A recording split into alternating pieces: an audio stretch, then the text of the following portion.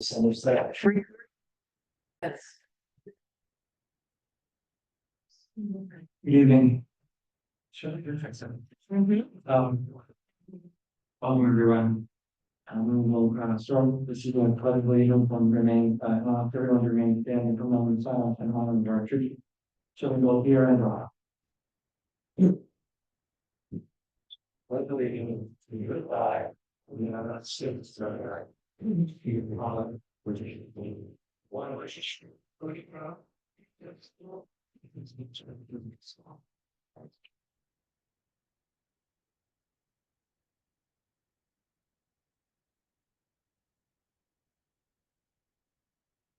Thank you.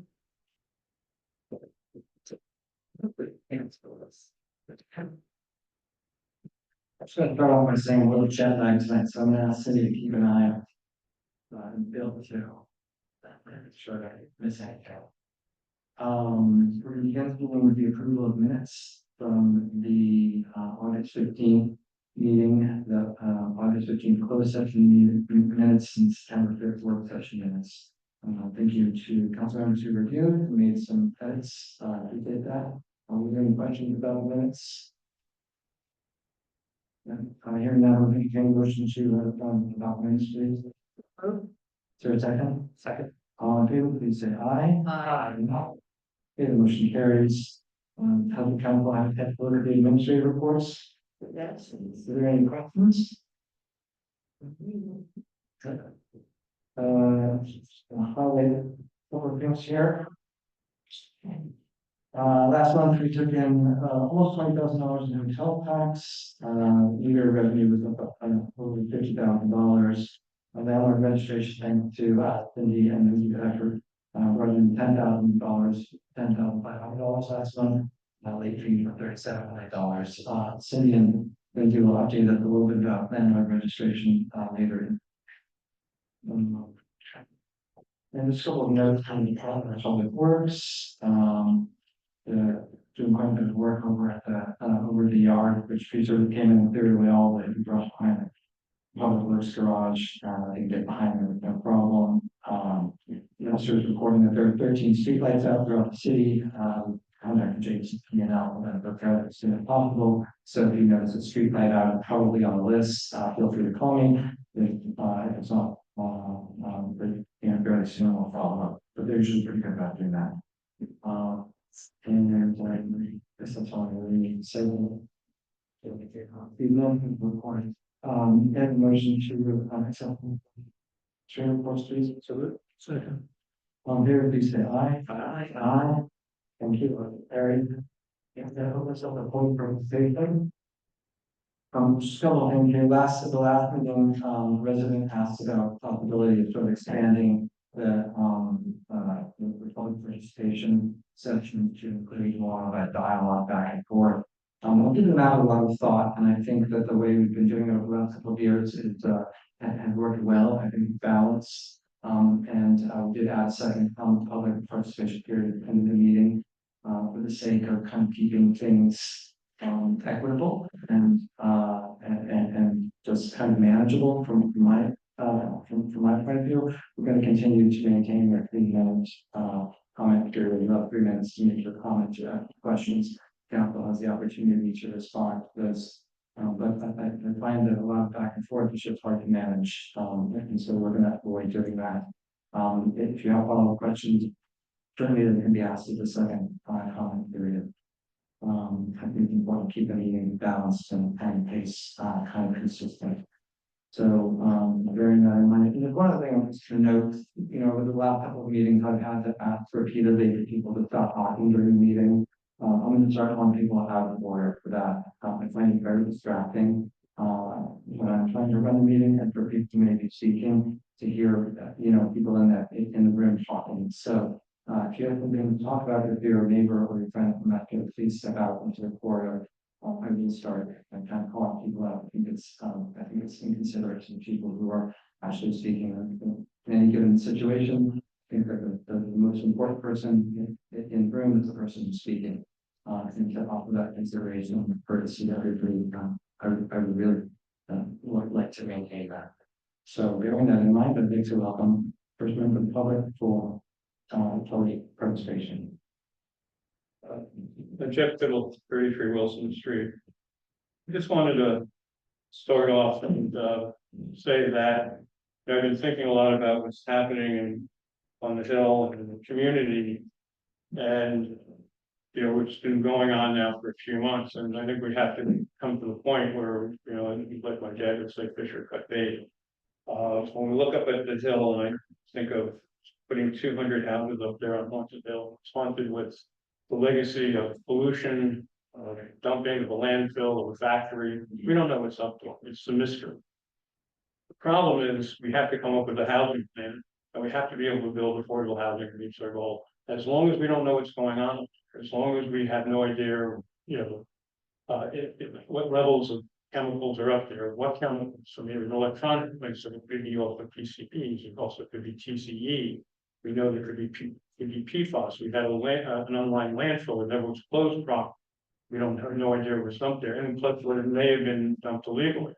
And unless there's a complete survey of that site, and I also mentioned we had old football and baseball fields where we used to use arsenic as a pesticide and herbicides years ago. So we don't really know what's up there. And as long as we keep holding on to that site, whether it's 200 units or 139 units, we can't move forward. It doesn't matter if we go to 139 units, there's still too much traffic, too much stormwater, too much runoff, the ability to mobilize chemicals that may be up there. Those are really serious issues that we have to face as a community. And so if we get beyond that site and say, let's come up with a workable plan for our community that includes the village apartments, maybe part of Cluson Farm with Fisherman's Mark, the Poor Boy site, and some of the others, we can get beyond it. But as long as we're tied to that path and to that ghost of the toxic nightmare that may or may not be up there, and the potential liability for the town and any of that, I think it's sort of time to move on. We also, when you think about the impacts, the costs for up there, though the judges don't care about that, but the cost to the taxpayers, or we have to put in a traffic light or do major road improvements, whether it's 200 or 139, it's like, just being a little less bad. And so I really think it's time for the council and the mayor to start moving on to that site and come up with a better vision and view for the town's future that meets our goals, protects our environments, and limits flooding. Thank you. Thank you. Council, any comments? I'll just take a minute to say here that we have the news to share tonight about the redevelopment plan. We continue to work with the court adjudicator in this matter, and when I have news to share, I will share it. But we are still we're still working through a number of questions that I'm not really at liberty to discuss. And a little bit later, I'll talk about the possible formation of a affordable housing committee. We'll talk about that. Please, thanks. Sean Ellis, 21 Belvedere Avenue. I just have a couple things to say. Number one, I just wanted to update council and public. I was able just yesterday, my spill fund claim came back and will be awarded. So that was a black box. I couldn't get through to anybody, but it finally came in. So just wanted to let you know that is a viable path. The second thing I wanted to say is thank you for the information session on the affordable housing, issues. I think one thing that I learned from it, I learned a lot from it, but one thing that really struck me that the city attorney for custody, I'm blanking on her name, Kelly, she had confirmed that if we, in terms of a builder's remedy lawsuit that, may happen many years from now, if we don't move on this and fulfill our obligation, we would currently be able to be sued for 135 units that were approved by the previous plan, but that we actually expose ourselves to greater liability with the 200 unit if we adopt the plan with 200 units, because that's then what the builder can sue us for. So I think it's all the more reasons not to adopt that plan to protect ourselves and for all the other myriad reasons why it's a bad idea. So that was really educational and I think enlightening. So and then the last thing that I wanted to bring up is I know that Jen Towns had was asking the mayor at the previous meeting why there was this unilateralism, against the public, the council, and professional opinion, and that she wasn't allowed to address one person individually. So I put it to the whole council. Why do you think that against all other opposition, one person is trying to move this forward? Council, welcome to answer that question after you finish with your 3 minutes. I am, yes. Thank you. So before the council has an opportunity to respond to that, I'll just thank you for your leadership on the spill fund stuff. I tried to do a little bit of research today in terms of Jen, who was wanting some guidance on that, and I didn't have much luck, so I'm making calls, and I've run into probably the same kind of walls that you've run into. So to the extent that you may be willing to offer her some guidance in terms of blowing up the application, I'm sure she'd appreciate it, and I would appreciate it. Because you're not our resident for that's something you probably don't want to be, but you are. So thank you for your attention there. Would you do louder, please, or the mic or something? Yeah, I was just saying thank you. So we're going to be able to help and for getting this application still filed, taken care of, and maybe you do like that kind of helps the neighbor that they're the application as well. I tried to do a little research and really came up with a bunch of brick walls, which is matter by today. So, thank you. And the council wants to speak to the other matter, which you're welcome to, afterwards, if they, it's as part of our ordinance, part of the way we do things, it's actually in the ordinance that comments should not be directed to a single particular person on the dais, because the reasoning behind that, because it's not about the issues and not about the person, right? So once you start addressing things to an individual, then we risk that becoming a personal remark, personal attack. And so, that's why I would have done it if and anybody else, and I've been directed to anybody else on the dais.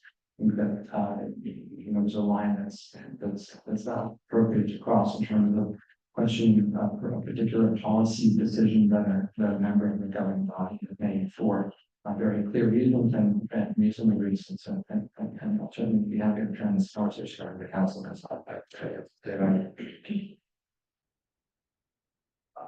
I would just say briefly, Sean, thank you for all your leadership too, and I know you're also helping with the fundraising for Louder, please. I know you're also helping with the fundraiser for people on the help to be there, so thank you.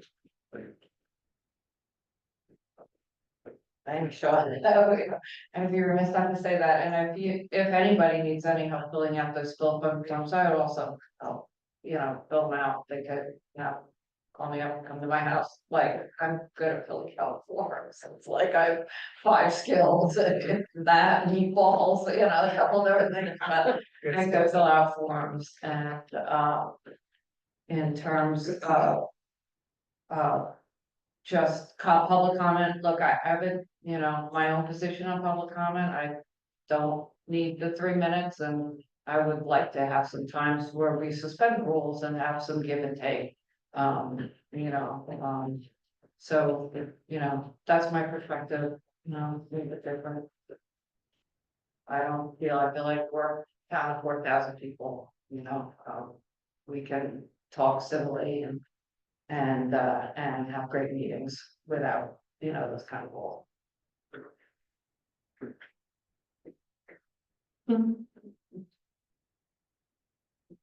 I agree with the councilwoman as far as public comment. Well, first of all, I do want to also acknowledge your leadership in this whole issue of well contamination. You helped bring it forward. You've made us all aware, even people that don't live on your hill, other hills become aware, and that's a great public service. So thank you for that. But I do think that we used to have 5 minutes. previous mayor arbitrarily reduced it to 3 minutes, and then we codified it to 3 minutes, which maybe in retrospect was enabling bad behavior, I don't know. But I would be open to a little more flexibility in the public comment.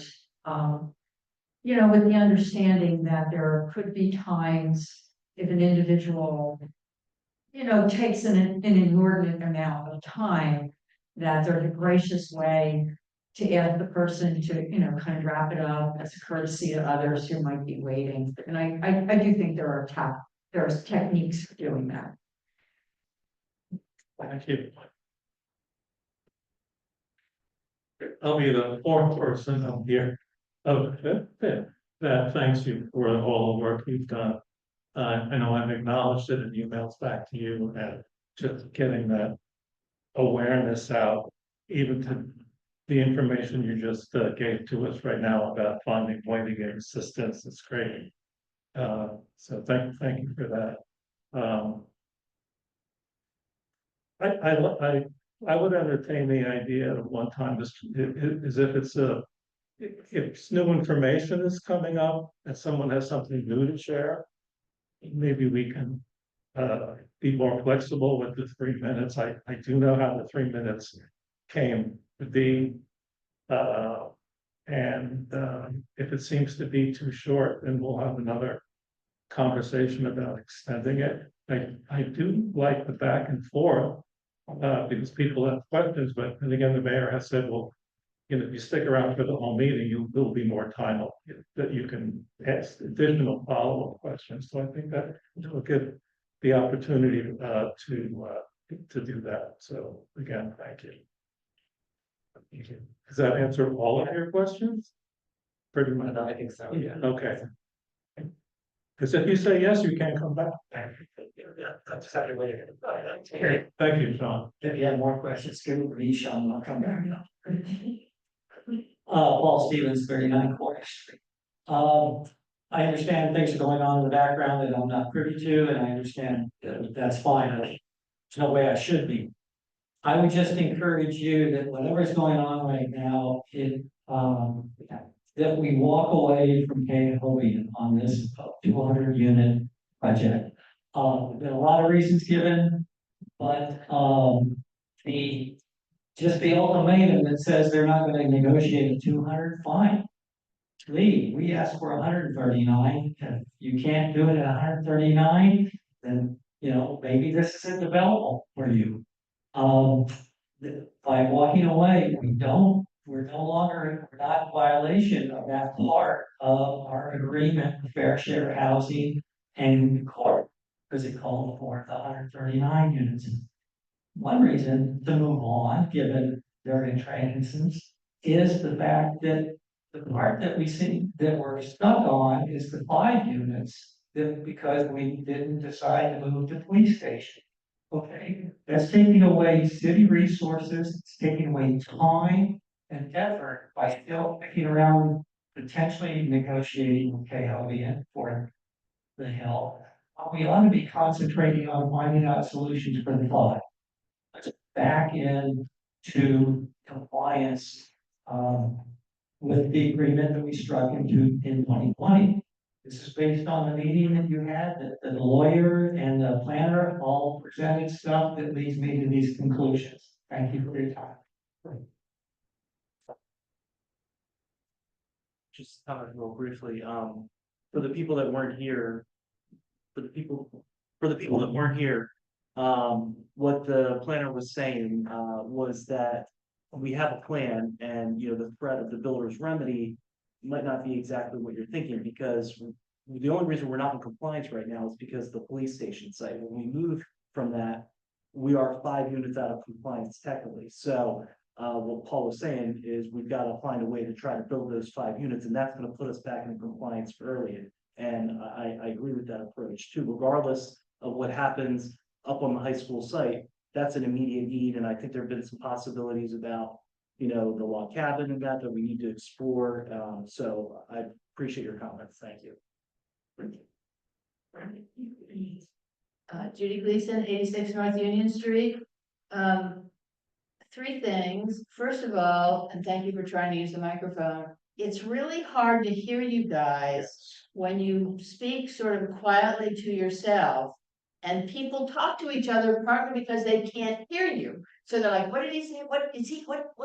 So it would be a great idea to have you actually use the mics and make sure the mics are working. I know you don't use the mics, but use the mics. We would appreciate that a lot. So calling out, I'm calling y'all out. Use the mics. You're just shy. So. I'm sorry, Councilman. That's pretty hard. That'd be great if you could do that for the second thing. Stormwater amendments are, I think, are on the agenda tonight, and I just want to say.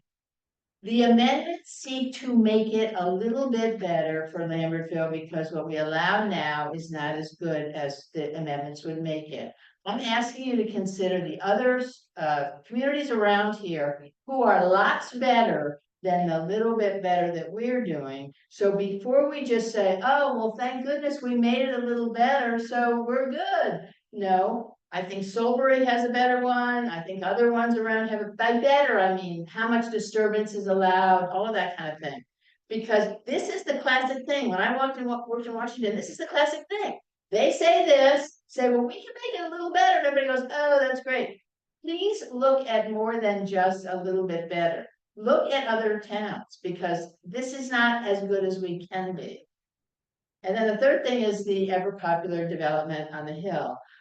I would like to know, is there some absolute legal preventative statute or regulation that says we cannot look at other building sites while we have that hill site under consideration? Because the 5 units that we needs to be looked at somewhere else. The village apartments need to be looked at. And we keep sort of being told, not exactly, but sort of, well, we can't do that because this is pending. Well, we can't consider that because this is pending. Well, we can't, what? Yes, we can. I think we can. And if there's a law or a regulation that says we can't, tell us that. Because so far what we're told is we can't tell you what we're talking about, but we're working on it. And we can't do anything because we have this. And so just, we're not spending this time for no reason. We want to do this as much as you do, but help us do it. Thank you. Phil, could you please address Judy's legal question? There's no law that prohibits us from considering other sites, is there? No, we have an existing redevelopment plan for this site and we were approached by an entity that is under contract to purchase it, so that's why we're going through the process with respect to that site. Thank you. And as I've said a couple of times, just from my point of view, it's been this is a very complex process to go through the project that we've been working on for 2.5 years. And so it's important for me as the mayor to see this through. Doesn't necessarily mean that, my hard loyalties are divided every day, right?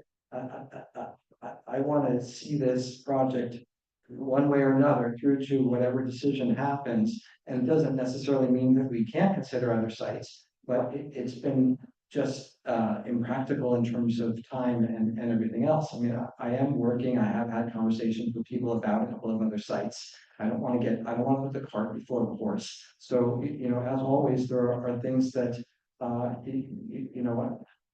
we're doing that we don't necessarily talk about, right? And there's a reason why we don't necessarily talk about them, and that because one, they may never come to fruition, right? So why would you talk about something that might not be possible until you know whether it's possible or not? Two, you have to prioritize every day. Everybody's got to prioritize what their goals and objectives are. So, it's not that we're willfully not considering other sites. It's just that I've been focused on this one major project that the council has been working on for 2.5 years. And I think it's reasonable for me to continue to work through that till its natural conclusion. And make that a focus because it's a good faith effort. So that's, does anybody else have any response to?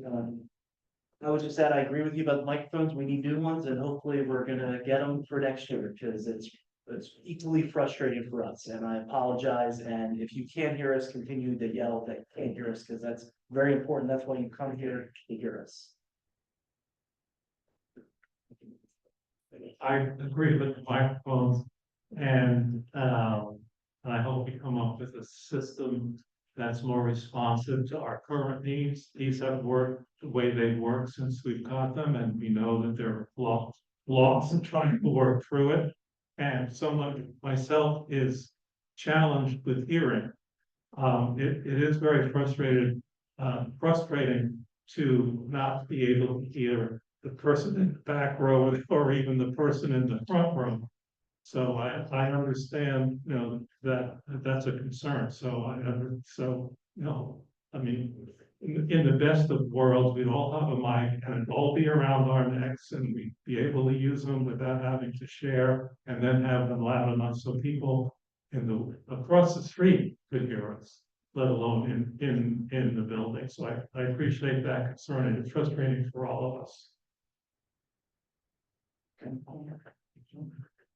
Matt, I'm sorry. Suzanne, didn't see your. Councilperson. With regard to the audio portion, I think that we can even do better. I know there's work being done on a grant to replace and upgrade our equipment.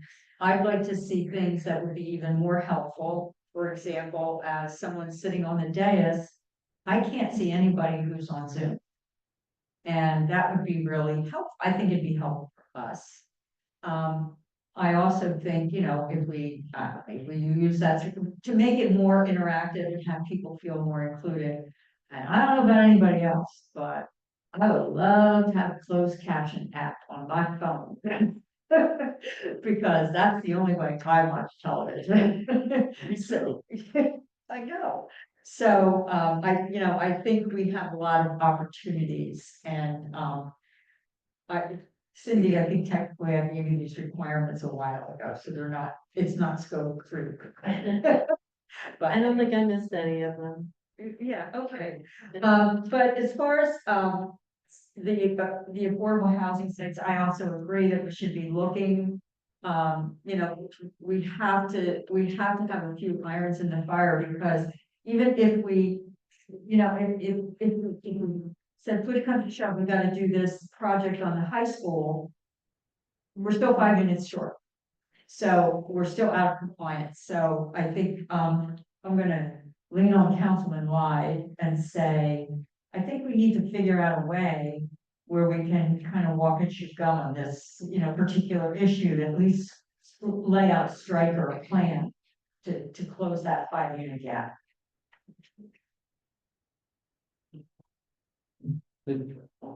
Hi, John Towns, 14 Hancock. Couple of quick things. I'm happy, thank you, Sean, for the information regarding the water testing and remediation. But just so nobody gets too excited, just because we're going to remediate water into my well doesn't mean you guys should be approving 200 units up on that hill because the water's not poisoned anymore. That, again, that's me looking into the future that, oh, it's okay. Please consider that.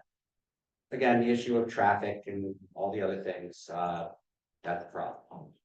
I don't understand the contractor who hasn't even purchased the property yet making demands. I don't know. I would take that to the Better Business Bureau. I'd take that to somebody. I'd take that to the AG before I took any nonsense from any contractor. All right, that's just wholesale threat. And honestly, ladies and gentlemen of this, no. You wouldn't like it if anybody came into this room and tried to hold you guys hostage over something stupid. So the contractor can fold or he can whatever. If it's $135,000 we have to pay as a penalty, fine. I'll cash in a couple of lots. I don't know. Now, as far as how long this has been going on, I found paperwork going all the way back to 2015 regarding this stuff in different sites. Cindy Icky was the person that was emailed, and she had to lay out these things and who had what to where. That's great.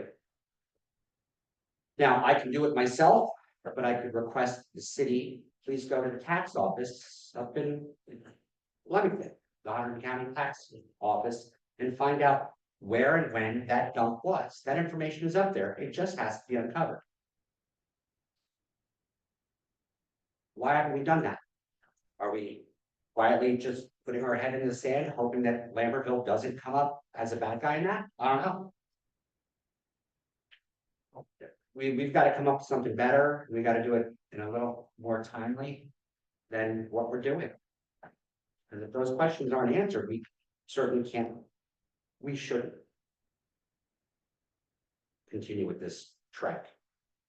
Also, at one point, I was encouraged to reach out to the judge who's overseeing this. And if the city would you please forward me the email or phone number so I can reach out to this judge and bring up my concerns, as the rest of the citizens could as well. That takes the responsibility off of you, because then that judge's office will answer those questions to us if they're able. Anyway, thank you guys for all the help you've given us so far. We do appreciate it. Keep up good work. Thank you. You know, it was with my slip, I think we talked about this at an earlier meeting, and I think we can provide the mailing address for the judge, right? Sure. Sure. So we'll, The mediator, judge, You have or this, judge.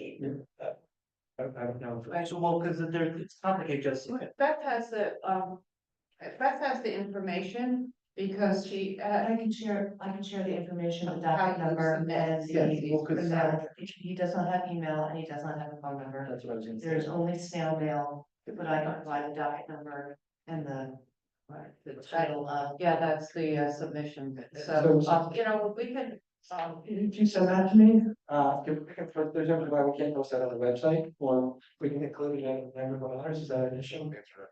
It's already on the internet, so we'll provide that to the public. right, just the process, I mean, the whole process, what they have to do. Sure. Yeah, you gotta send this to. Okay, well, that'd be a huge help, thank you. Or you, I can get it too, Yeah. but if you email, then it'll be a way of me confirming that what I told is correct. thank you. Right. The reason why I was saying that was Judge Miller, who is the mediator who's helping us, he's a retired judge, so he doesn't have chambers, he doesn't have staff. You know, he's the mediator who's resolved. There's another judge in Hunterdon who is not really overseeing us now, but we may go back for him. So, no, he's the assignment judge. Shen. No, it's I forget his name, it's the new Hunterdon judge, I forget his name, but he's the one who's definitely gonna be overseeing it as well. We'll make sure that you get the right information, I have to email the judge and the court to clarify that, I will. Please. And it wouldn't, hurt, you could CC the judges who were not sure how to say it, something, you can get the information. Yes. Do it that way. My name is Susan Ravello and I live at 8 Hillside Court. And I moved this towards me because I'm vertically challenged and I wanted to make sure that everybody can hear me. There are so many things going on, but I'm gonna really try to see if I can not ramble. One thing is, I'm wondering why DEP has not been called in on this site. Again, I think I don't know how everything works, but it seems to me that a situation like this, that's of this scope, you would think that DEP would be called into it in some way, and the landowner would be held accountable. I understand that the landowner owes back taxes. I don't know if that's accurate or not, but if so, what's being done about that? I think if I didn't pay my taxes, I think I'd be hearing about that or be fined. When I hear things like, I've been working on this for 2.5 years and I want to see it to its natural conclusion. I don't know what that means. I truly don't know what that means. A natural conclusion can also be that there are so many issues and problems and fears and concerns that people have, that a natural conclusion is we have a way to get out of this without penalty. So let's get the F out of it and not keep on just because it's something that's been being worked on. I also, with all the pleas for people and the ideas that people are coming up with to try to look for alternative sites, to be so myopic and focused on just this one thing. And I mean, I know I've heard some of you say that, yes, we should be looking at other things, and I really appreciate that because the clock's ticking and we don't want to be stuck with something that is going to be what I believe is going to be catastrophic for Lambertville. So I think these are mostly the thoughts that I have about this. I don't know if there any, the reason that I like a little bit of back and forth is just because there have been a few times when I've asked questions and the questions have been misunderstood. And so I don't get an answer. The only reason then I come back just to say, oh no, that's not what I meant. Or maybe that answer leads me to another question. I do think we need to be limited, of course, in the time that we take up because a lot of people want to speak and everybody should be heard. But I think something a little more flexible that allows for people to get clarification, or if they're not feeling understood, I think it's important to be able to, to do that. So. And again, I know you're all volunteers, I know you're working hard, I know there's a lot I don't know, but I just needed to just kind of express, and I'm so concerned about this, I really am. Thank you. Are there any responses or? I can only say that now the conclusion just means a conclusion, it means a vote by it's a decision by the governing body, that's all it means. It doesn't mean it's my conclusion, it's our conclusion, it's whatever the action is that you have the process, that's all I need to clarify. So I just wanna, I know it might be hard to imagine what it's like on this side of it, just like it's probably hard for us to imagine what it's like on your side of it.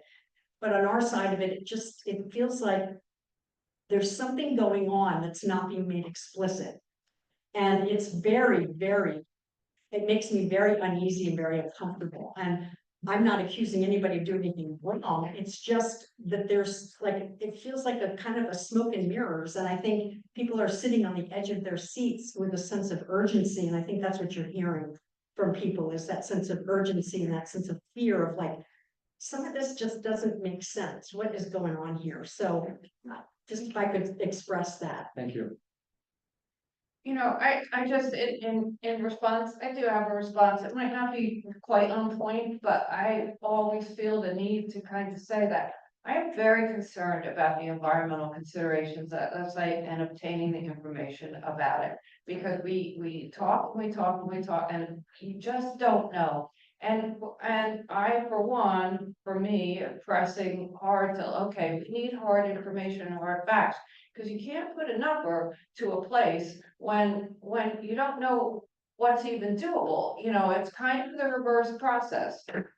Maybe I'm too logical. I used to be a planner, I'm not anymore. But you kind of start out with what you can do, not like what I want to do, and then try to shove it in. You want to be and look, I feel very strongly that city owes its citizens environmental protection.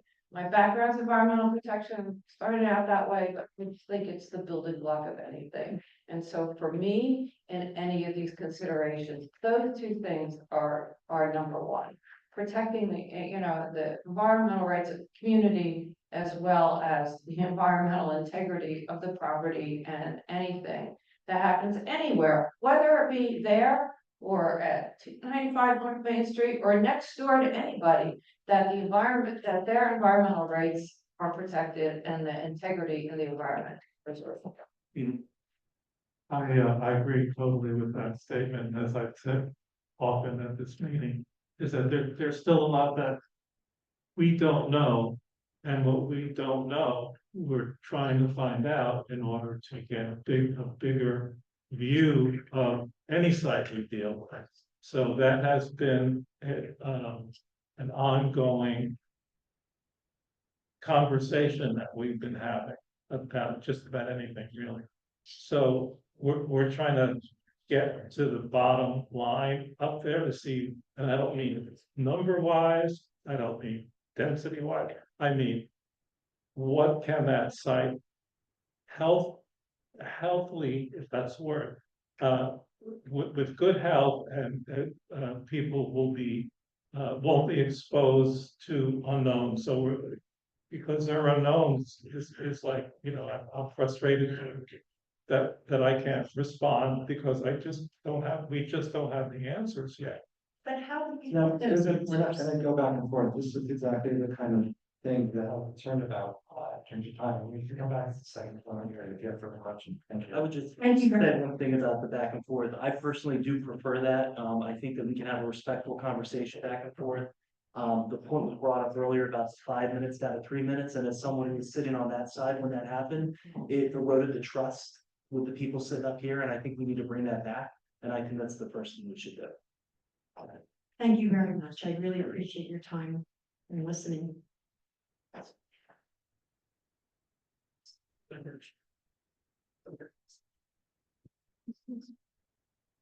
Just get rid of the extension, it could be closer to the microphone.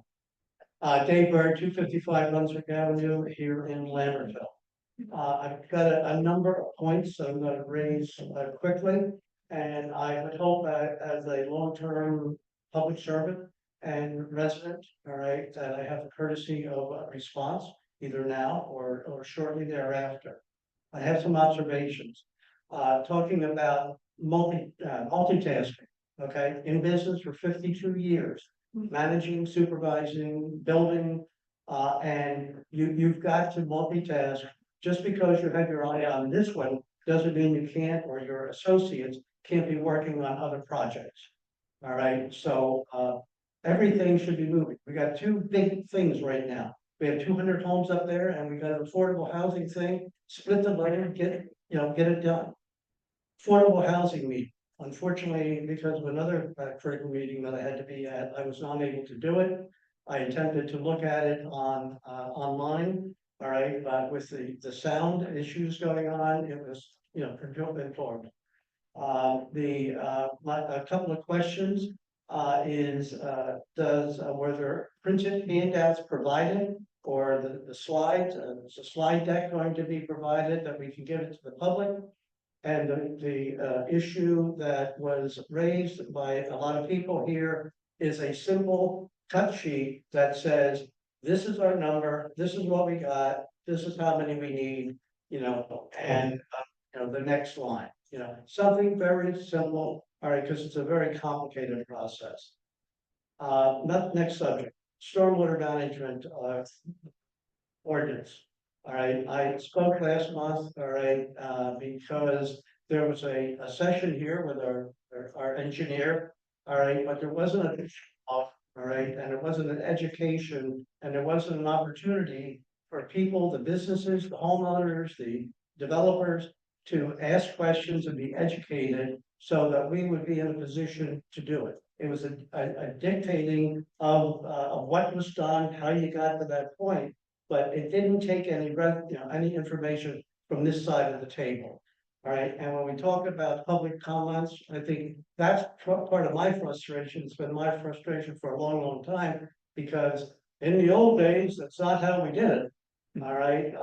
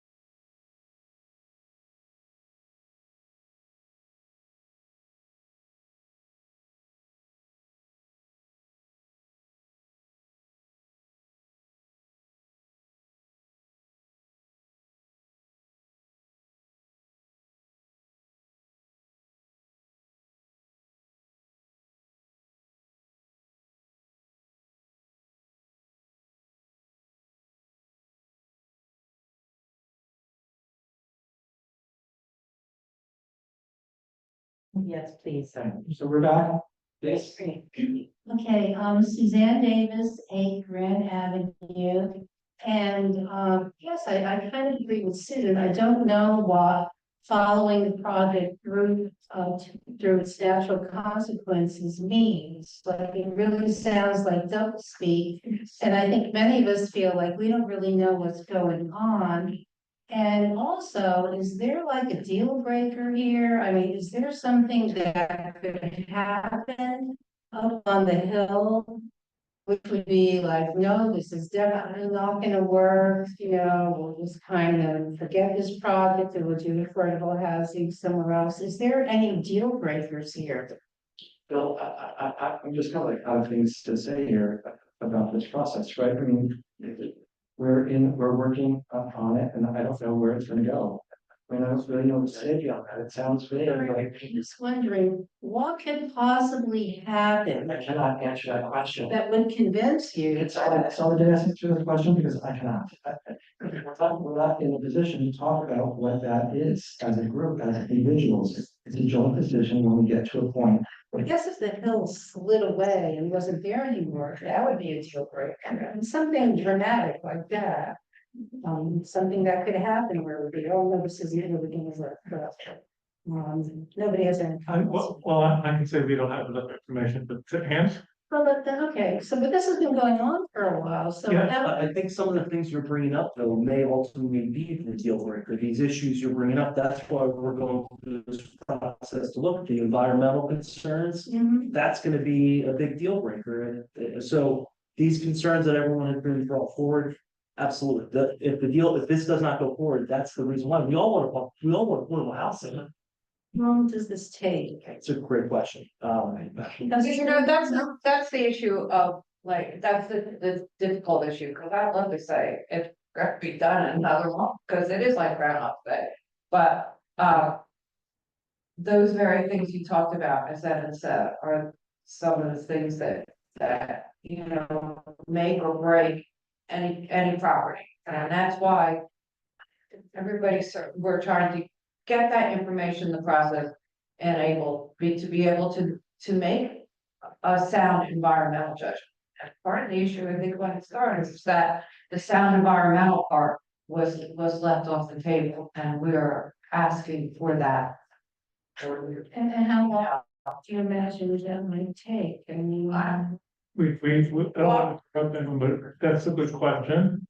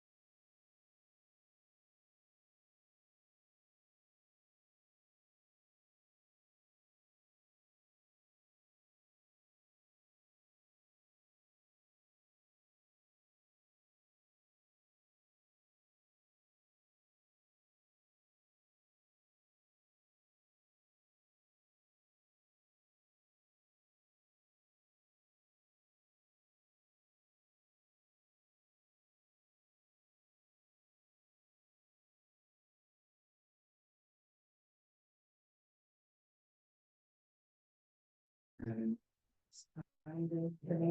thank you very much. Sure. Okay. We understand your concerns and why you're so concerned. Thank you. 103 York.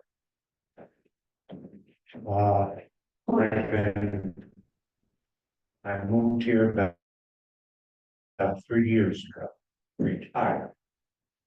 I was a funeral director for 18 years. I had people come to me with this problem, that problem, and another problem. And the biggest problem is they've lost other control. I was, one of the Rudolph, could you speak up, please, so people can hear you? Thank you. work days. that I had to do is be truthful. And I don't see that as the case here. And one of the reasons is I've dealt with people in building funeral home, in corporate land, in what you have to do in corporate land to make it livable. I am in the process now of having something built.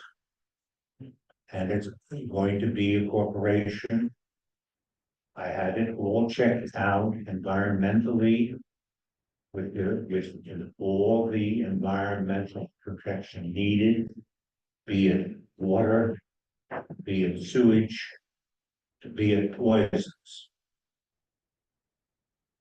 Lo and behold, in many of the projects, I'd say about 25% of the projects have been found to have these problems.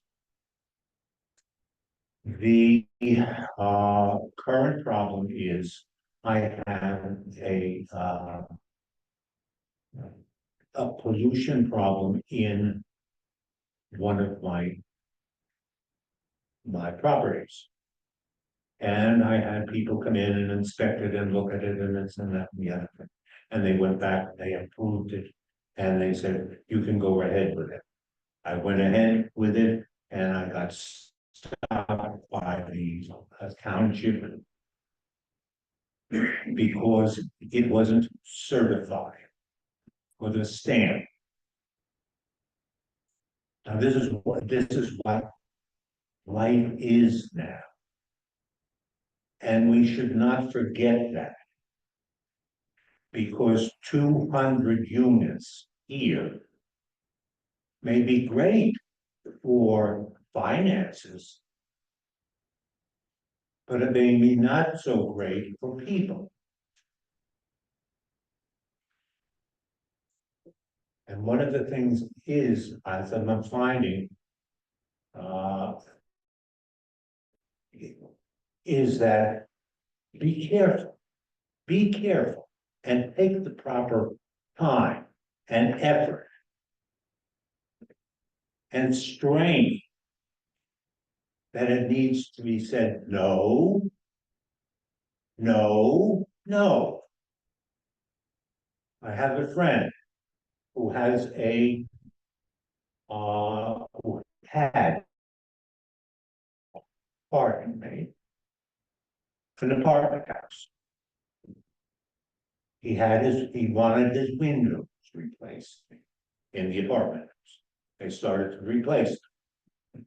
They checked, and the builder was honest. And he found poisonous substance in the walls. What was the outcome of that?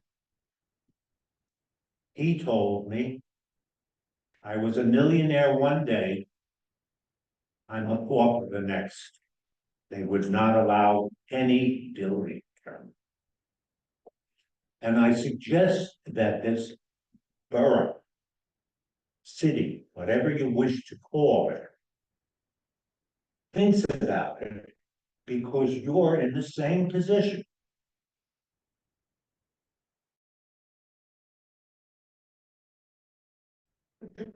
And only a stand. So be advised that you're dealing with something that is very difficult, and it's also very expensive. And when you have very expensive, you have quite a few people involved in it. And those quite a few people are not always honest. And contractors I know. And I'd be wary of the contract you have chosen. Thank you. Thank you.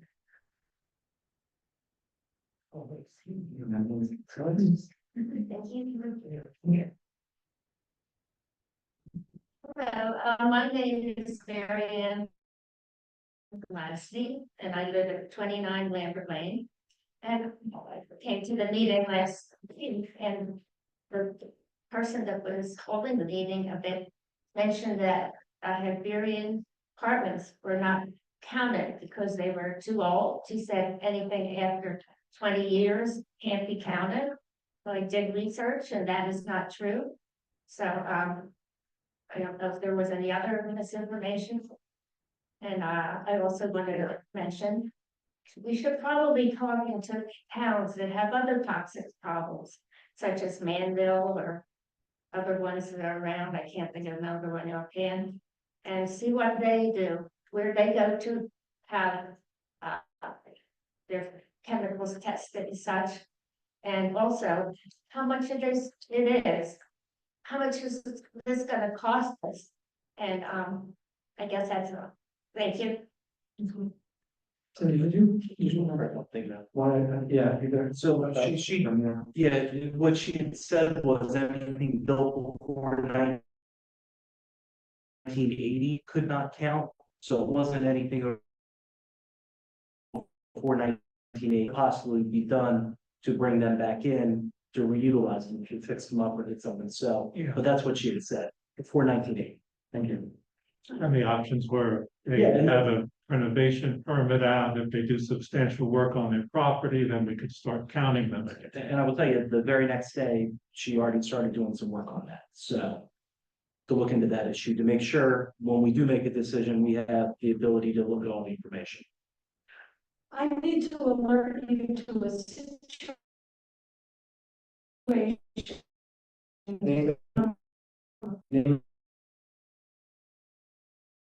Address, please.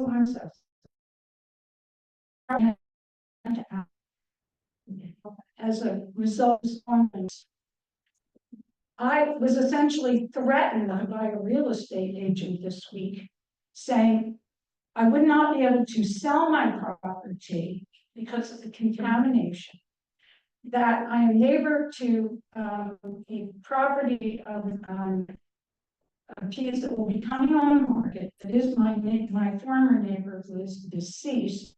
And I was shown a map of the development, which included parcels that are not included even yet, but are the vision. And in this map, there is my former neighbor's property, which is being put on the market, and mine. And she was saying to me, you wouldn't be advised to sell if I get a buyer for this property, because you're going to be out in the wilderness and everything that happens to you, this property will happen to you. And I told her to get out. This was under the premise of finding out what the movement was about concerns for the hill. This was a ploy to case my joint, figure out how she could put this on a little deal. And she mentioned then, nobody might want to buy this but Rick Wilson. And I guess we'll have to sell to him if he's the only one who offers it. What kind of scenario is this? I will happily share you the name of this realtor because I am so incensed by the fact that personal property is my equity. I'm being threatened. I'm told that I can't live there, that I won't be able to sell it, and that there will be manipulations to make sure that my life is quite miserable if none of this is proceeded in a due fashion forward to take us out of a state of limbo. I am furious about this. I think this woman and representing a seller and then telling me who the buyer is unethical. And I will happily share this information. But we need to have something going on that makes those of us who own property on that hill, whether in West Stanwell or in the 2 streets of Lambertville, that we have equity in our properties and they are not going to be destroyed by this figment of everybody's market imagination and how this will be used. Thank you. I was gonna weigh in. I want you to sit there. I was gonna weigh in. You have recourse I do. with the broker of this, of whatever realtor you're using, and you should place a call tomorrow and ask for a meeting. And you do have recourse. that, the agent may be speaking out of turn to you. Well, I believe she signed an agreement with the property owner, and they left everything in her hand. Well, as far as you're concerned, though, you have recourse. There's a system, you should talk to Well, the I will look into that. talk to the broker. And there's also there's a real estate commission in the state of New Jersey that is very active. That you could also contact. It's the situation, it's like the Wild West now. Let's see, we can, I know she's trying to flip the property before she has to do too much work. And that is probably. Well, but that being said, but it's not us to do that. It's, The real estate. commission. yes. I'll go there first. Thank you. Yeah. Hello, Jeffrey Warner, South Franklin Street. Is this not a perfect scenario, the state and the EPA? Isn't this what it's designed for? To say that the property cannot be built on? I don't know. Question, but maybe you have connections in Trenton, and it sounds to me the EPA exists for that exact problem. Thank you. Not to correct you, but it's the New Jersey DEP. That'll do. Yeah. When it becomes federal, then. So I just have a quick question.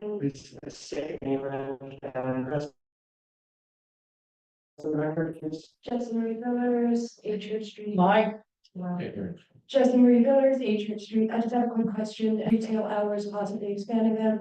And with city council saying that they were going to talk to the city attorney about possibly reviewing different hours in central business district. I was just wondering if that conversation happened, if there's going to be a discussion later on the meeting about it. There will not be a discussion later on this meeting about it. I was gonna talk about it during kind of my announcements, but let me give you just a second here. I'll find the right piece of paper.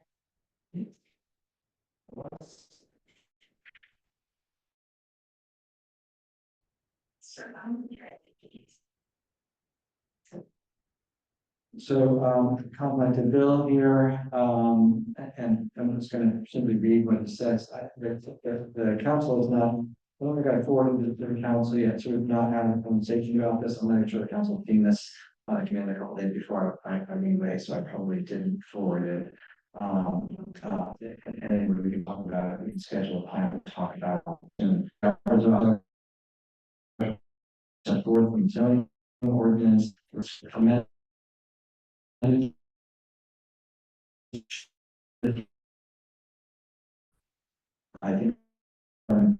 this is where the retailer and mixed residential and commercial district can be supported.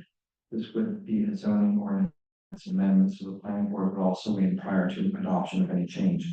And he notes that we would not advise allowing different hours of operations for two retailers in the same town. So we do have flexibility to consider different times in different areas, and we've not had a conversation about it. So that's all I can say at the moment. Okay. Sure. We have anybody online who wishes to offer some public comment or discussion? How many people do we have online? So we had 13, but we're booked, now we have 10. Oh.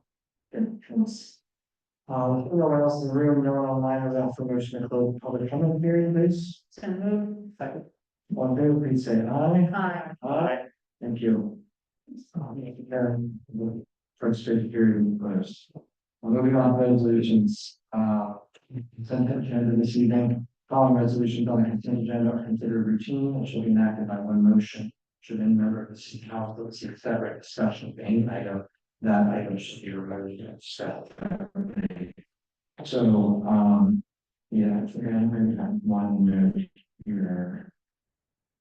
Oh, yeah, just in regards to the resolution to adopt the corrective action plan for the 2023 audit. We want to give a shout out to the finance team. They've done an excellent job. Sue Acorn and Michael Julis, Cindy,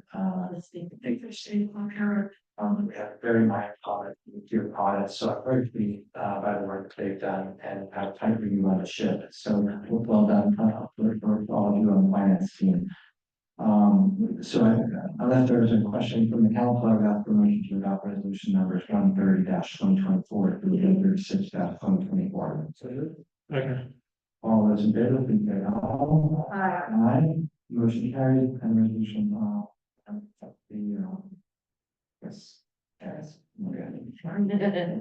It's a little lot more information. Bills list, everybody took a chance, everybody look at the bills list? Okay, we'd like to take a motion to pay the bill. We. Or you. I'll make a motion. Okay. So, I'm second. Okay, what's your roll call, please, I think? Councilwoman Kaminsky. Yes. Councilman Lai. Yes. Councilman Stegman. Abstain. Council President Lambert. Yes. Mayor Nelly. Yes. All right, ordinance in first reading. First ordinance is ordinance number 17-2024. This is an ordinance to amend the Lambertville City Code 2014, Chapter 7, Traffic, adding section 7-17, Lambertville Restaurant Valley Parking Service. Thank you to Councilman Stegman for all of your work on this, and the Council President as well. Actually, you've been weighing in, I think, on this one very important. So it's definitely a group effort, and thanks to Bill for taking the 2 or 3 looks at it as well. So, Councilman Stegman, do you have anything you want to say about this before we have the motion to introduce? So we've gotten a lot of concerns about valet services that don't adhere to. Oh, sorry. Okay. Thank you. The zone 1 is now boarding. We've had there are a lot of concerns about valet in general. We have been working with one valet service that we granted permission to do a test, so to speak, to see if we can see that we were able to get some information out of them. So I worked on this with Council President Penshare and came up with a way to license valet parking so it does not affect the surrounding neighborhoods in which people are trying to, as residents and business owners, trying to park as opposed and losing spaces to a valet company because we had no rules about where they can and can't park. And we also did not have a universal plan to the routes in which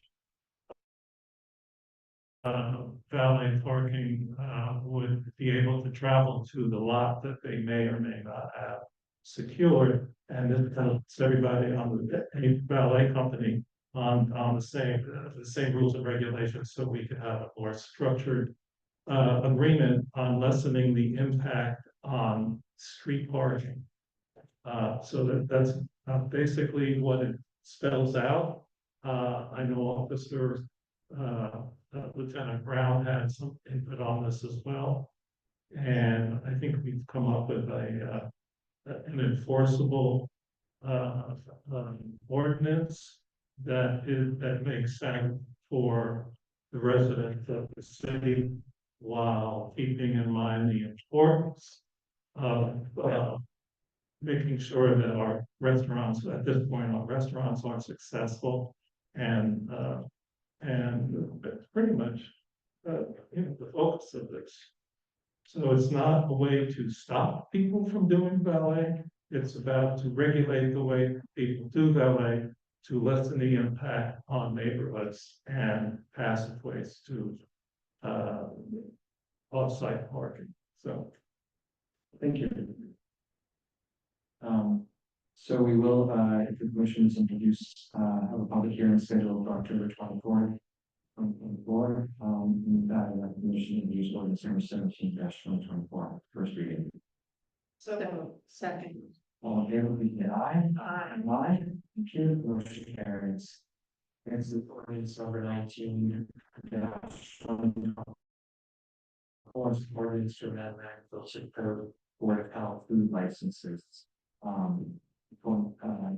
Get the, got the fifth work session, kind of to change language to include, we'll talk a little bit in class on licenses for LGS levels. So if you have any, you just want to have a comment about this, and obviously that would be introduction to it, but, We're just getting a lot of trucks lately, people doing the small delivery for them. And we were giving them, licensing them through a temporary food license, but this allows us to be a little bit more flexible. And somebody who is in our community more than 3 or 4 times cases rather than so be mindful, and at the same time, there with the change in the restaurants in the area, it puts people into a different food classification, a different risk classification, and so we amended this to go with that, and it really didn't increase the food license fees, but it just gave us a different categorization. So that's basically it, was it right? Yeah. thank you for your work on that. Much appreciated. And just to note, the food license fees have not changed since 1988. Well, okay, so then I can send our phone down to the fire. Yeah, I have to work on the phone and do it. Thank you. No parties to be had here. I think this is a pretty tough. All right, so motion to introduce ordinance number 19-124, public hearing scheduled for October 24th, 2024. Don't move. Second. All in favor, please say aye. Aye. Motion carries unanimously. The ayes have it, yes. Ordinance number 21/2024 was the ordinance to seek to amend the Lambertville Code Code Chapter 7, traffic section 7-7.2, stop intersection 2 out of 4 stop at York and North Franklin Street. So we talked about this in the early meeting in September, which is something that Lieutenant Brown and I kind of concocted, but that was a good idea, just because of that particular intersection, we see a lot of people cutting through on their way to, 179. And it's not always apparent, when you're at that intersection who has the right of way, even if you see the stop sign. So, for safety's sake, we'd like to introduce this, ordinance, and adopt it. Any questions from council about this? No, I think it's about time, because all of it clears up, who's got the yield sign, who's got the stop sign. I may ask, when this happens, as we trim the trees that are blocking those signs right now, and just, be mindful of the visibility from all 4 corners. Last time I asked, this is a little joke on the left, I told you this, last time I asked Lester to move on the trim the tree and have a sign to reach and put the ranch behind the side. The one showing the stop sign for that. Well, Lester's gonna be here now. But I know I say it right. So, fine, everybody can see the sign. Saving the tree. That's right, everybody can see the sign on how loud it is, we don't have to. Well, we don't wanna lose another branch. You know, all right, let's move on. So we have a motion to introduce ordinance for 2024. I'll second it. All in favor, please say aye. Aye. Thank you. We will have a public hearing on that in October 24th. Ordinance second reading. Ordinance number 06/2024. This is the ordinance to amend zoning ordinance for the King stormwater management. Specific to provisions for stormwater control, the city of Lambertville. We met at the planning board last night, Doug was here, our city engineer, Doug Racina, with Bill Moore, went through the ordinance with the planning board, which was unanimously, it's recommended for our consideration. There were some really good questions. There were a couple of people who asked, so I think people on the board who asked some very detailed questions. So I was grateful for that. So thank you to them. So I think what I'll do here is this to the public hearing for ordinance number 06/2024. And we do have a couple of questions for Doug. I think that the council has probably heard this a couple of times now. So hopefully everybody in the council level understands it. So let's start with opening this up with public comment. So For those people who feel so they might have a question or two, gonna allow some latitude there, to ask them the questions. But please be just mindful of the time as always. Paul Stevens, 3940. I understand we have to do this because of the state, and I know that I've heard bits and pieces about this. I was there last night at the planning board meeting. I understand that, I went out and looked at, Princeton, they looked at Jersey City, and, there's nonprofit watershed future or something. What I didn't hear was, and of course, they tighter than the template that was supplied by the state.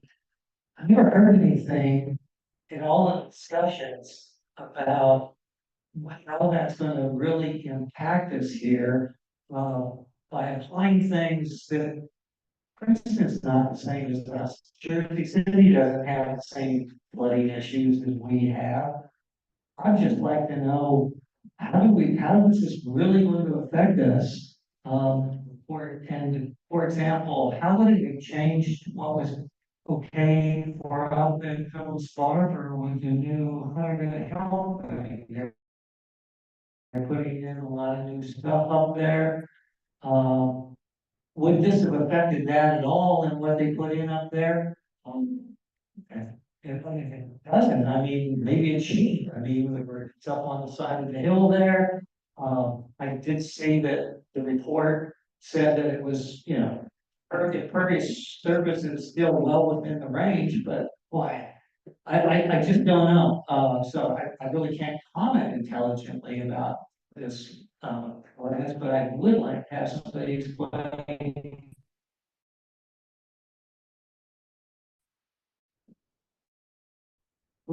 What's it really gonna change for us? Doug, quickly, yeah, Doug mentioned, so Doug did look at other municipality ordinances, but doesn't mean that he took them word for word. And whenever we're looking at ordinances, adopting ordinances, often go to municipalities. So short-term rental ordinance, for example, I personally did a lot of research on how other municipalities did it, and then we tailored it for what we thought was appropriate for Lambertville. And that's exactly what happened here.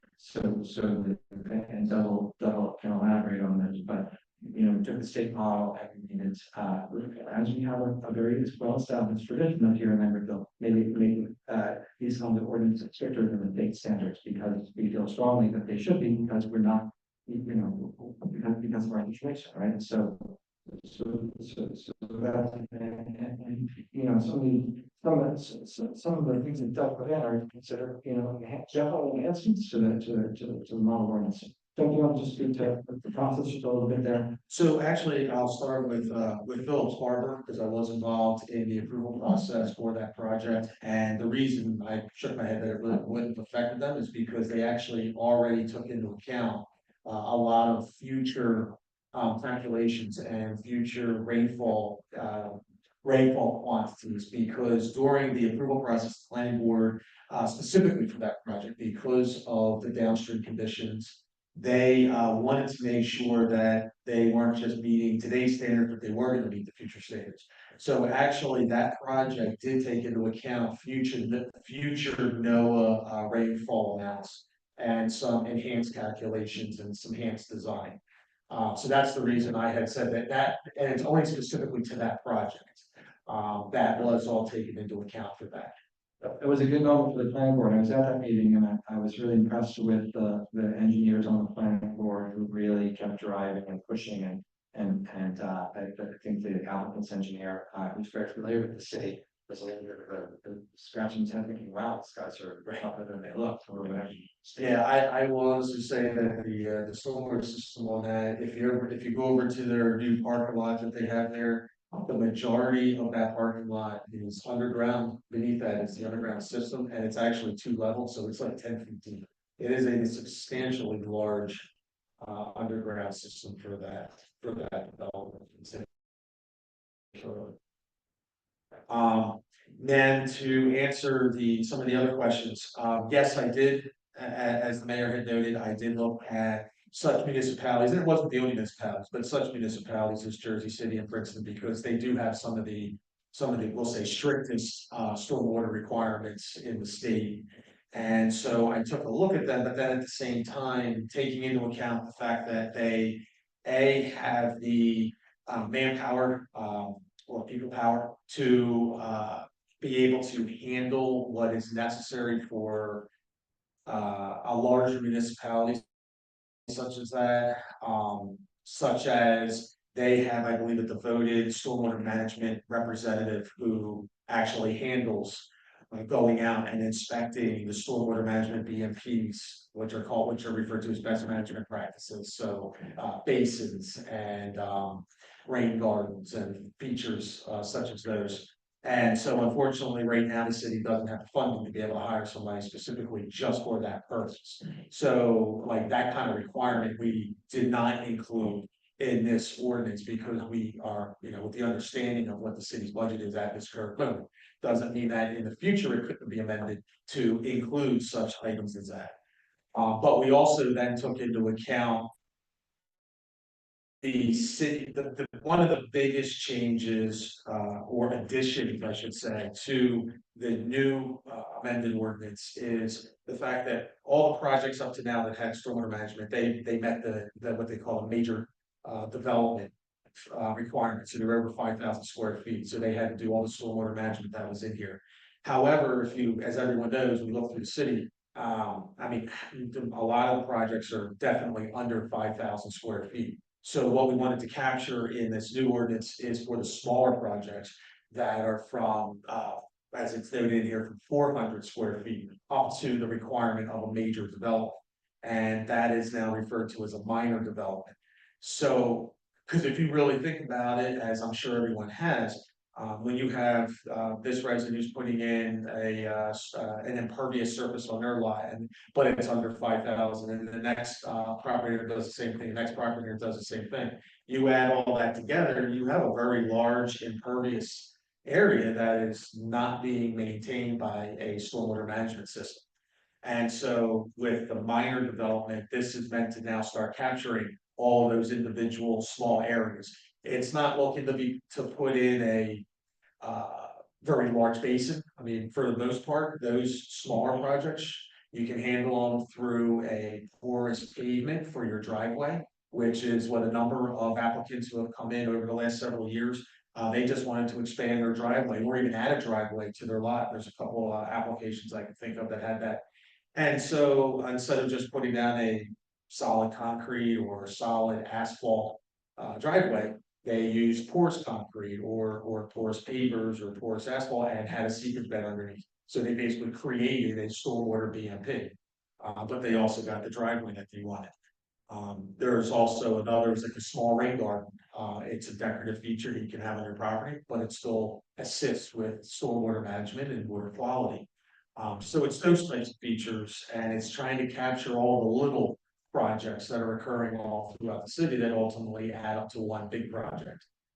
And so that's, I'm going to say, the biggest addition to the current proposed ordinance is the minor development additive to it. Thanks. Any type of the dollar double? What's your rate on that? Basically, a garden that has. I asked him what a rain garden is. Yeah. Okay. Jeff Fiddle, 33 Wilson Street. A couple of points. My major issue is that a lot of this town is already developed, and we're going to see some fairly large redevelopment projects. And in reading the ordinance, I don't know, even though it says we're going to capture them, I don't really see a mechanism in how we're going to be doing that. And specifically when there's 4 properties all by the canal, all being bought by the same owners, that concerns me. Second part is that we can't get at fixing redevelopment. We're never going to solve or even come close to macro problems here, because we're so impervious already, and we keep adding more impervious. I mean, in my neighborhood alone, we've probably gone in the last 10 years from maybe 70% impervious to about 90% with all the new development going in. We're not capturing any of it. Then the other part of it is that where we have to have a strategy up on the hill, to hold back water to keep it from down below. I know that there's some things in it that do some of it, but not enough, and the point that I want to make about VMPs only work if they're maintained. And even how they're designed are really about 50% effective in flat areas and almost zero effective in steep slope areas. And rain gardens are really more for water quality, they're not really for retention, and it can't be designed that way because of mosquitoes and other things. And there's a rain garden right by my house that hasn't been maintained since it was put in, as an example by Pavella Park. It's filled with weeds. I haven't checked the other rain garden up at, by CVS, but that also is an area where the rain garden is not gonna work because it's 4 feet of water. I know this is a tough issue, and I know we've worked on this for a long time, but people understand that we're trying, this ordinance at best is trying to manage the system. And I will also say that the law that allowed towns to be stricter was the law that I wrote, Middle Philippa, Said River Coalition, because the state standards are designed not for a place like Lambertville. They're not designed for most of New Jersey. They're designed for places that are still mostly vacant and open where you can manage land. It's really made more for a place like, I've never been Steve, but I would say how Hillsborough used to be, but Hillsborough now floods. The point I'm going to just end with is that, you know, you're going to move forward with it tonight and you can get it done. But I think this is an area that needs to be continued to be revisited.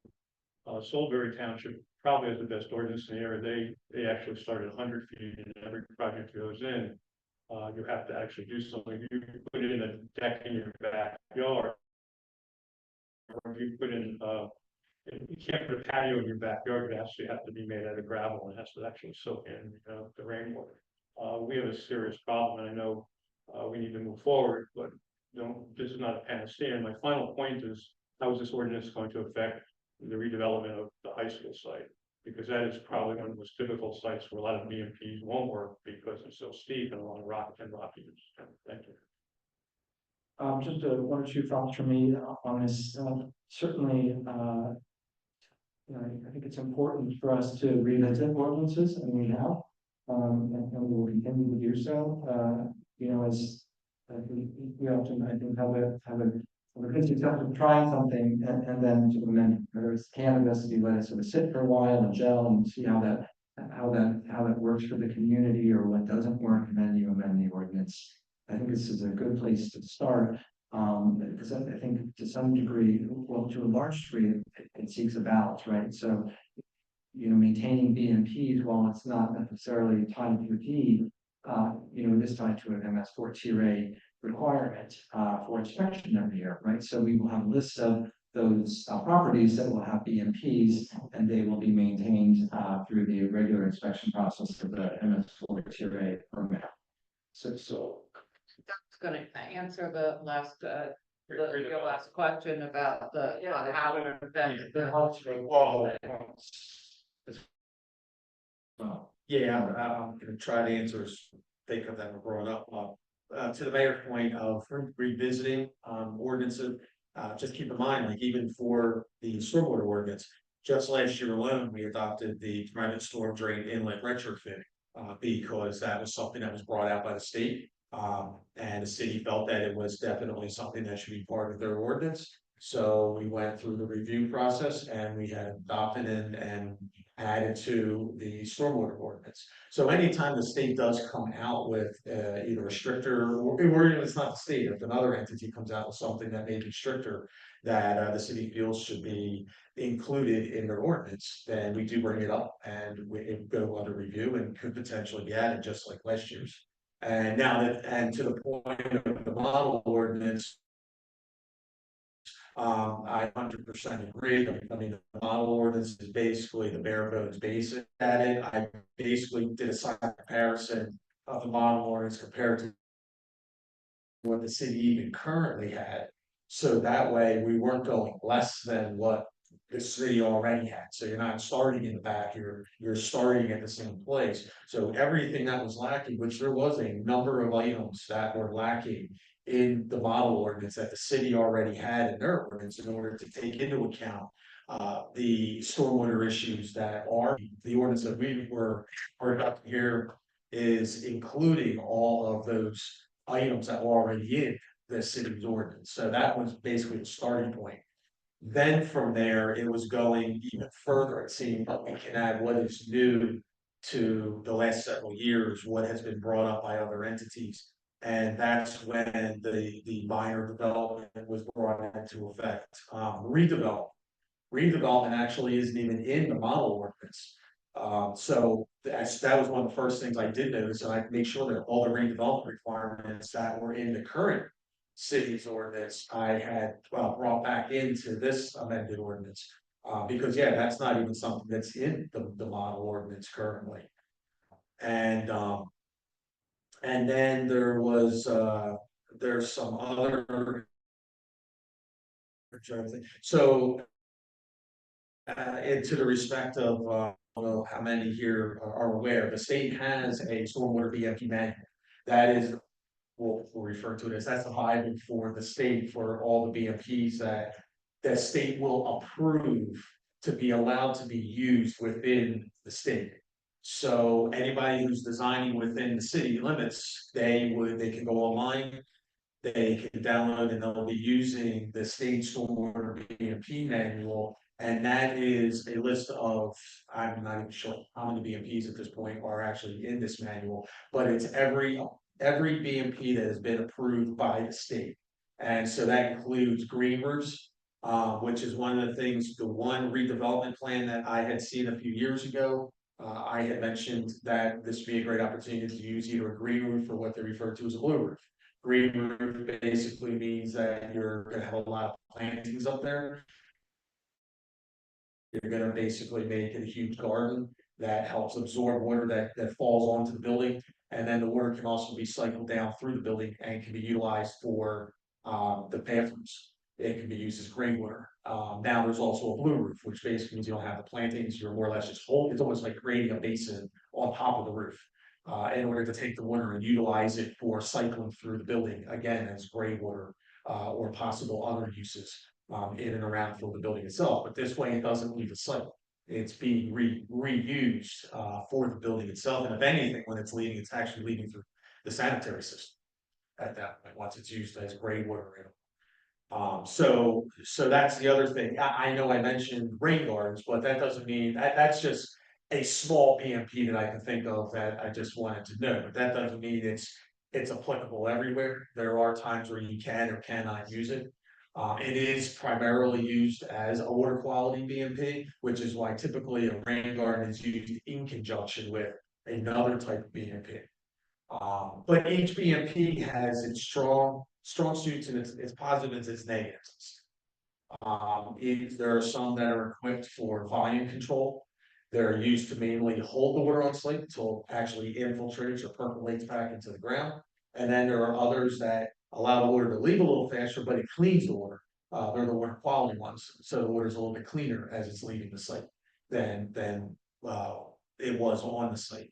One of the things I will note that was added to the ordinance is a new requirement that the state is currently, from my understanding, I believe the state is currently in discussions with it on trying to get it approved statewide, but it's the on-site retention volume requirement. The way we have it for the city's ordinance is that means that 1.25 inches of rainfall in 2 hours has to be captured and retained on site and kept on site until it infiltrates back into the ground. So that helps reduce the runoff effect that you get from rainfall on different sites. So that is new to the ordinance. That is, like, again, something the state is actually going through right now themselves. Trying to think of what other questions. What are they? Well, the main thing is, how does the redevelopment piece, and same thing for the high school site, how does this now trigger, like, how does it trigger the redevelop? Someone's coming in, big parking lot, whatever. You know, this is a battle I had at the state that I lost for Grant Campbell many years ago, was to how to pull back impervious cover while allowing for the new development, and also how to retrofit stormwater. When, you know, but how do we trigger that, and how do we put in a BMP, or do we pull back people? Like, for instance, I did work up in Dover where they needed to do redevelopment, and they pulled back and created a 75-foot stream corridor that had all been asphalt in order to meet the water standards. So that was the part I couldn't really figure out reading the ordinance. That was triggered and implemented for that one fair piece. Yeah, we can talk offline, but What's that? we can talk offline if you wanna. Yeah, that one we might have to, I was just gonna look for the definition, but I can take a little bit. Yeah, I read the definition, but I was, how does it get done and, you know, when they come into the planning. It didn't seem, Yeah, well, I'll say right now that with the planning board, anything that comes in front of the planning board. Because it's almost guaranteed 9 times out of 10, they always need relief for something. I don't think I've ever seen a project go through without 100% without any kind of relief. So by needing the relief, the planning board will ask for certain improvements or additions to. And so even if the ordinance does not 100% cover something, the planning board does have the right to ask, like we did for Bill Smart. thank you. Like we did for Bill Parker up there. The planning board really felt, okay, yeah, they might have been meeting the current requirement. However, that wasn't adequate for all of the issues that is occurring downslope or downstream of Phillips Harbor. And so they had asked to have the newer requirements and to go even one step further, which they were more than willing to oblige to, and they did.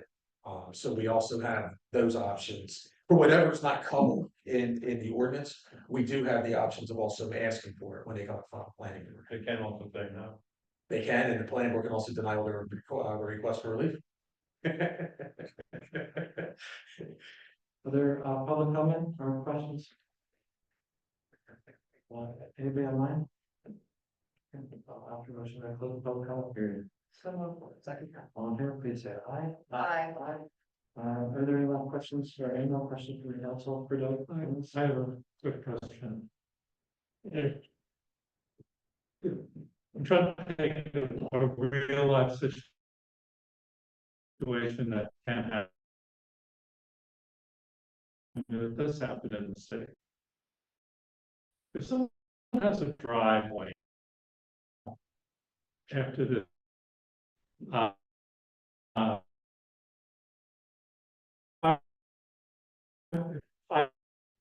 and it needs to be repaired or replaced because it's just old. Under the current regulation, is there anything that stops me from milling it down and resurfacing it with imperviousness? Well, well, first off, do you even need a permit for the city to be able to do that? Would be my first question, because if it doesn't require a permit, then we don't even know about I don't think it does. it. Right, so we wouldn't even know that you were doing that. Now we know. Yes, you're doing something that the city. should be Oh, aware I of. haven't done a darn thing. And if I was, it would be done. But hypothetical questions, okay, so going forward, are we going to require a permit to put in or replace an existing driveway? That's a different question. Yeah, that's not really stormwater related on much. That would be management for the city if they want to create a permit for driveway. But I don't have a driveway today. I want to put a driveway in. Isn't that increasing your runoff and your impervious surface? Because it's coming to me and ask me, I send them to the zoning officer. Because it's all a calculation that's used for your property. And if you increase that. You're correct in that. The reason I was asking is I didn't know if there was a permit where somebody would have to even come in to ask. That's what, so they do need a zoning. Yes. Okay, so then, yes, so then the individual would be coming in, so once they receive the zoning permit, or once the zoning application is submitted. Then it would be reviewed to determine first off the size of the driveway, so if it exceeds 400 square feet. Yeah. Then they would have to do stormwater management associated with it. And most of the last few applications that we have, even before this ordinance has gone into effect. We've had property owners already willing to put in pervious pavers or use porous asphalt. So how do we capture the people with driveways now Right. with adhering to a new standard that we are now making new driveways go through. So what's to educate the public to have the same requirements that someone who does have a driveway now, who just replaces the existing driveway? How do we get that message out? I don't know if there's a permit to renew your driveway. I think it's an educational effort. I can speak from experience because when we actually put concrete on our driveway, already. But you know, when I went to the construction office, I was told because it's already a hard packed gravel, that's considered impervious, so we didn't need to do anything. And so, you know, there's no permit required, there's nothing that we have to do. Just go ahead and that said, I've told you this, we finished our driveway so that all the rainwater goes into the side yard, so. But going forward, if we're going to do this holistically, then someone who decides to put in a new patio or a patio lot, they will not be required to go through the same steps as someone who was putting in a patio in a place where one wasn't existing, because it all computes into the world of pervious versus impervious. So what I'm saying is, and I know we're serious about this, to require any change of an existing driveway, you have to comply with stormwater management. I guess what the question on that ultimately comes down to is whether maintenance would be considered, because that's considered maintenance. Because most people, when they do their driveway, at least for an asphalt driveway. Yes. They usually just, they tar over it to seal it up. Now, this is when you have the machine. I know, yeah, but again, it's maintenance of an existing driveway. So we will have to look into a whole nother set of rules and regulations that will further inform the public that if they do X, they have to adhere to the new rules and regulations. That's my question. Yeah. That's a different ordinance. Yes. Well, we're working on a huge ordinance here. If we don't have enforcement of it from the construction office, they have to update we have to update their ordinance. Right, that's, I guess, ultimately what it comes down to, because the city's point, that's for new construction.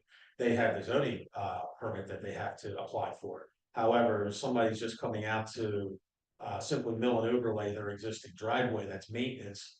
If there's no application for that, then the city's not gonna know that they're doing it and wouldn't be able to enforce the stormwater ordinance.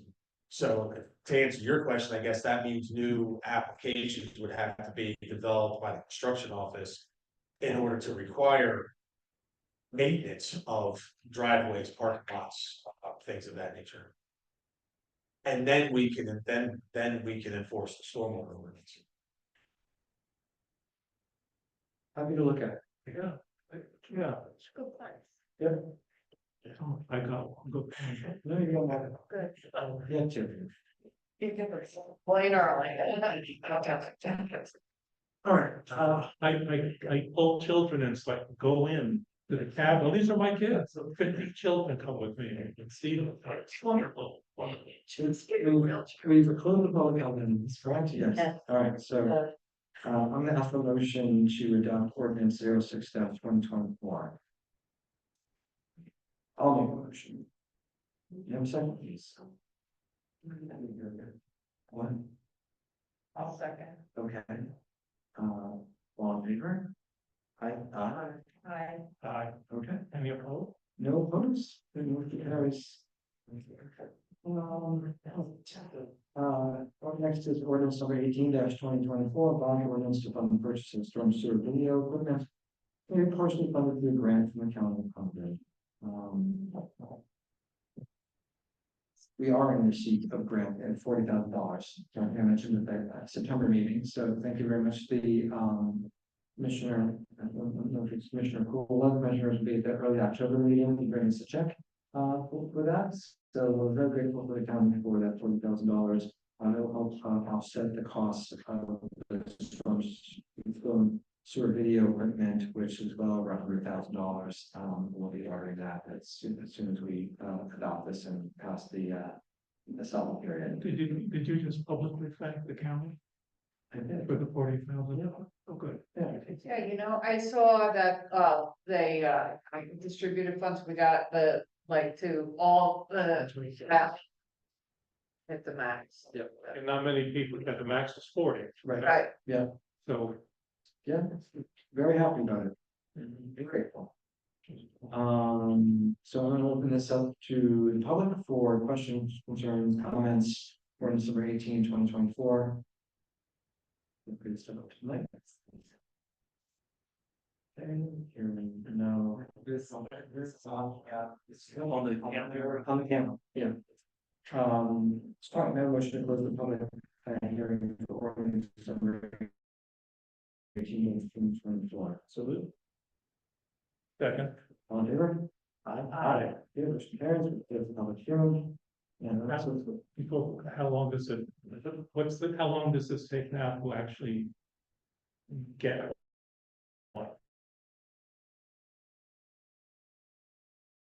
What's the process? yeah, roughly from here, we'll be able to ask Doug to find it and to order it, so I don't know, hopefully that's gonna be. Do we have Amazon Prime? We either get off the state contract or we'll have to do an RFP. Alright. So, Okay. So that's the answer. Not Amazon Prime. yeah. We can't just go by, we have to, go through a process, follow the state's procurement law. I meant to imply all that, I said. I knew you did. Yeah. We don't just buy stuff, Yeah. no, we need to process. Additionally, we need to work in training, who's going to be to people. We've done none of that yet. So in October, November, we're going to be talking about stormwater. We're going to be talking about what we need for next year, what my hopes are, my hopes and dreams for stormwater infrastructure next year. So these will be conversations that we have as we move forward. But we will train someone to do it. Well, there are people at LUA who are trained. I haven't had a formal conversation with them about what a relationship would look like or any of that yet, so. To be determined. You have a motion to adopt ordinance 18-20 current bills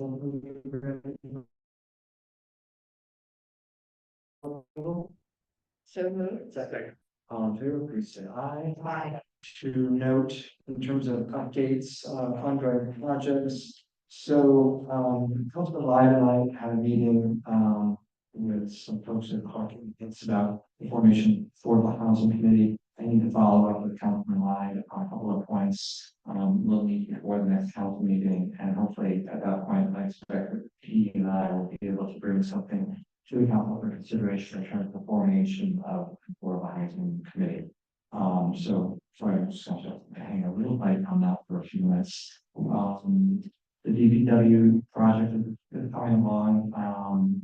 We could paint colors for the garage today, which is kind of not really that exciting, but it was a good thing to do. And we're waiting for windows, so the work is continuing. There's a lot of, as I mentioned earlier, a lot of work at PR, a lot of work. The library, painting, there is a contractor who's interested in doing the lead remediation, and we're waiting to have a proposal from that contractor. And met with him, him and his partner, and Michael Burns with the library a week or two ago. And Michael is going through the process of the SHPO, the Preservation Office, application for the paint colors. Paint colors have to be approved by the State Historic Preservation Office as well as the DNR Canal Commission. So all of that is in the process.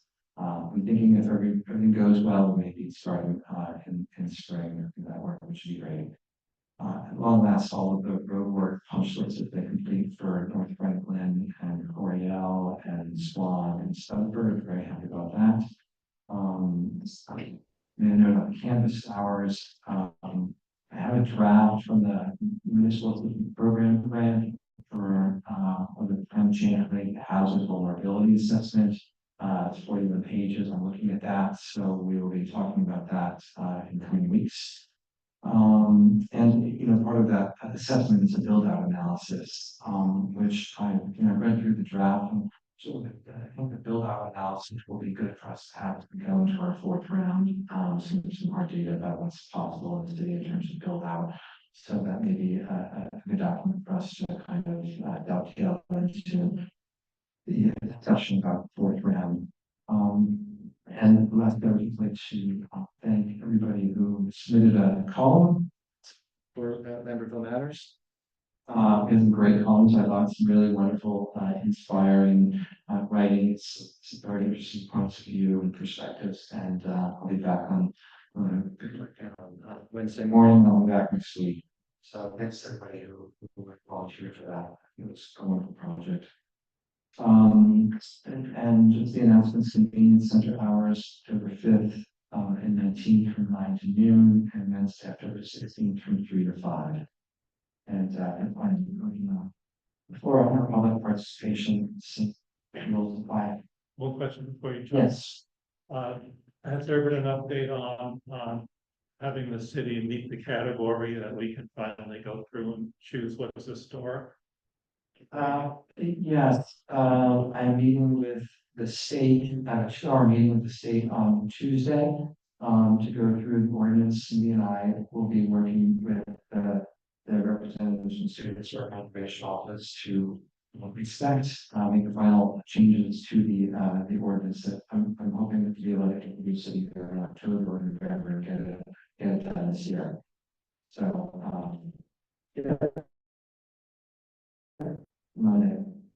Although we would have that award in the EP on Tuesday, we'll some more information about that in the video about us.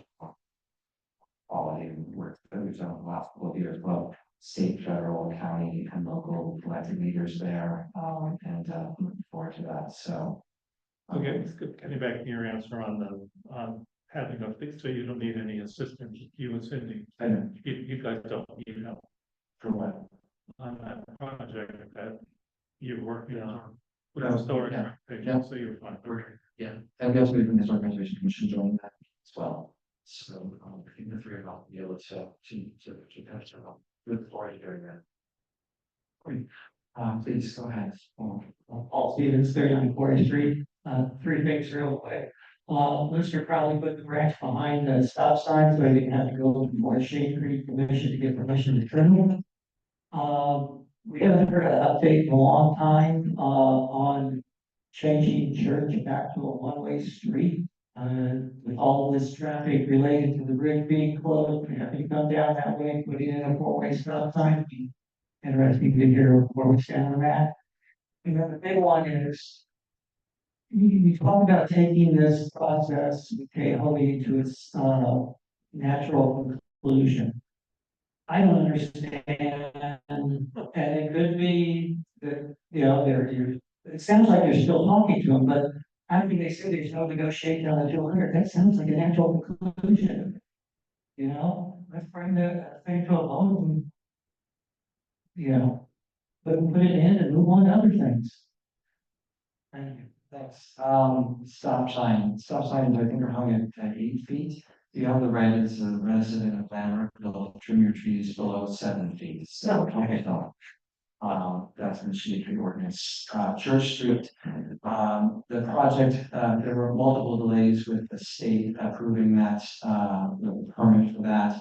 That will be, Church Street will be made one way when we repave Church Street. I hope that we were going to be able to get the Church Street South Franklin Street project done this fall, but I don't think that's going to happen. I think this is going to be a first spring project. I always tend to be a little bit like, let's get the road project done this year. And often by the time you get all the surveying and the permits and the financing in place, it takes a while to manage. Yes, but that. Yeah, so that's still slated to happen as soon as we Church Street in spring, it'll be done. And I can't yes, there's still things happening, I can't talk about them, so that's all there is to say. I mean, and the last thing I said, the court adjudicator, them all, the court adjudicator is still involved. So, you know, we're working with the court, to continue our process here, and I can't talk about it, I know it's frustrating, I'd love to be able to talk about it, but I can't. So, that's all I said, I mean, I could say it, but I can't.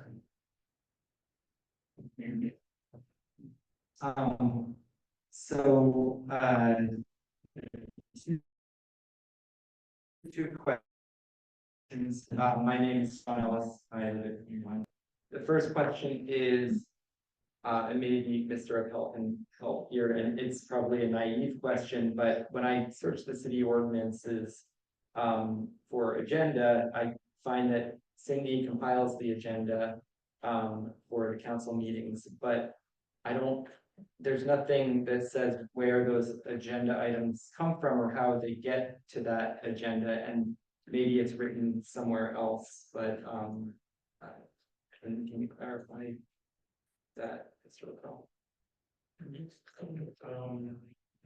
Where would it find sets the agenda? The agenda format is in the administrative code. I think you find all of that in the administrative code. Well, it is, it's right there. True, because I think if I'm not misunderstanding the question is, who's responsible for items on the agenda? Right, and the collective effort that everybody sends to Cindy, or It's typically the mayor, I mean, well, why shake your head? I mean, typically it's the mayor, it's Bill will have things, Cindy have legal things, administrative things that have Yeah, to go on. but everything does end up coming filtered to me. Staff members will send me refunds. I'll get things that I've accumulated through the month. And we typically have a cutoff that is like 10 days before the meeting. You know, I cut it off because we provide notice, and there are times that emergency things come up or time sensitive that we've got to amend the agenda and add to it. But I do believe that even who puts it together is in the administrative code. oh, no, yeah, you're in the codified ordinances, but my question is more around. So staff members can add to it, Mr. Appel can add to it, the mayor can add to it, can the council member add to it? I think, yeah, I think I know where you're going with the question. So. With regard to the resolutions, for example, the CFO. May have to have some resolutions that, you know, just normal business. That there's someone here from the, for taxes, for construction permit refunds, things like that. So that's where the input from the staff comes, if they need authorization for any of that. Any council member can propose any legislation.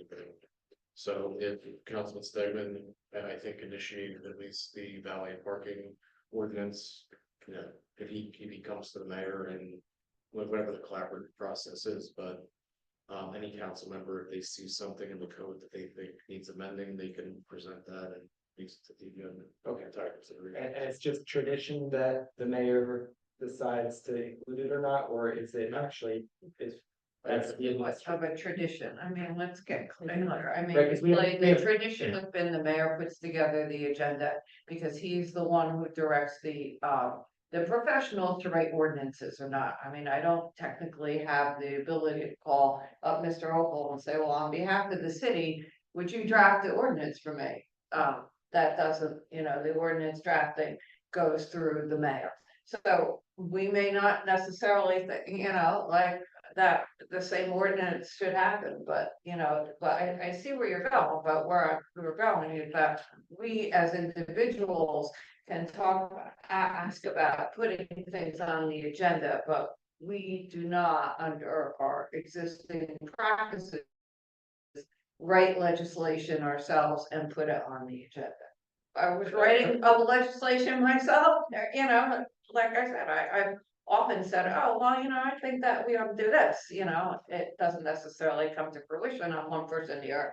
We don't have like initiative and referendum from every council member to write their own ordinance and put it on the agenda. That hasn't been our practice. That hasn't been our practice. I'll say that, say it that way. So I would just kind of elaborate a little, you know, speaking for myself and my attorney, I learned fairly early on that, you know, unless you really feel very strongly about something, it's better to try and build consensus before you bring something to the agenda, right? So things do come on the agenda that I have not spoken to council about, and they may be routine matters, or they may be something like this, or, you know, wire matters. Generally, I try to have some discussions of, I mean, there's no point in bringing something to the agenda that, you know, if you don't have any sense whether it's gonna be successful, right? I mean, it's gonna be wasting people's time. And so to some degree that happens. And there's a lot of give and take here. You know, as the chief administrative or kind of officer for the city, I'm in the day-to-day stuff, right? And so, you know, working 40, 50 hours a week, you know, it's natural for me to have more input on the agenda because I know what's happening. And so, you know, I think, and to Bill, I don't know, there's nothing in the form of government that specifically that gives me, or gives the mayor kind of more, I mean, the Faulkner Act is, I mean, there's nothing really in there that would specifically sort of. There's a And the preparation, Yeah. not really, no, but I mean, I don't want to get to everything else. Yeah, no, I don't either. There's Proposed. there's a, But now. well, so there's a process in that section, there's a process section about how the process works. Is that there are certain stages to go through, and I can't write an ordinance or a resolution, well, I could. But the way it's set up, it goes, it circulates, so when it is presented, it's presented in the right format, with the right information. I mean, logistically, like drafting it, it's either Cindy or I. Yeah. Doing that for most things, but Like, but I mean, for the.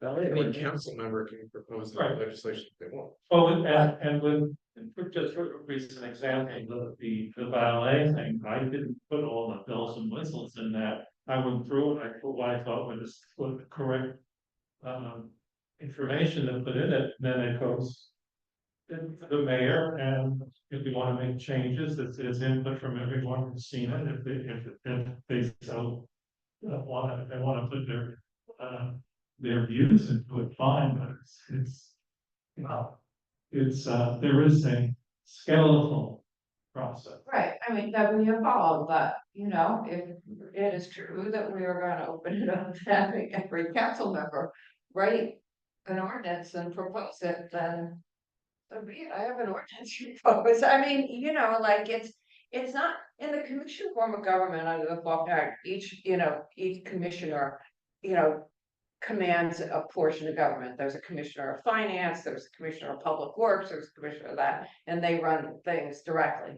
Under our form of government, the way it's worked is that the mayor kind of, you know, oversees the administrative process of our government, with Cindy and Lindsay really serving more or less, you know, there are clerks, but you're really, you know, like a township man, you know, administrator, you know, and helps run the government along with everybody else at City Hall.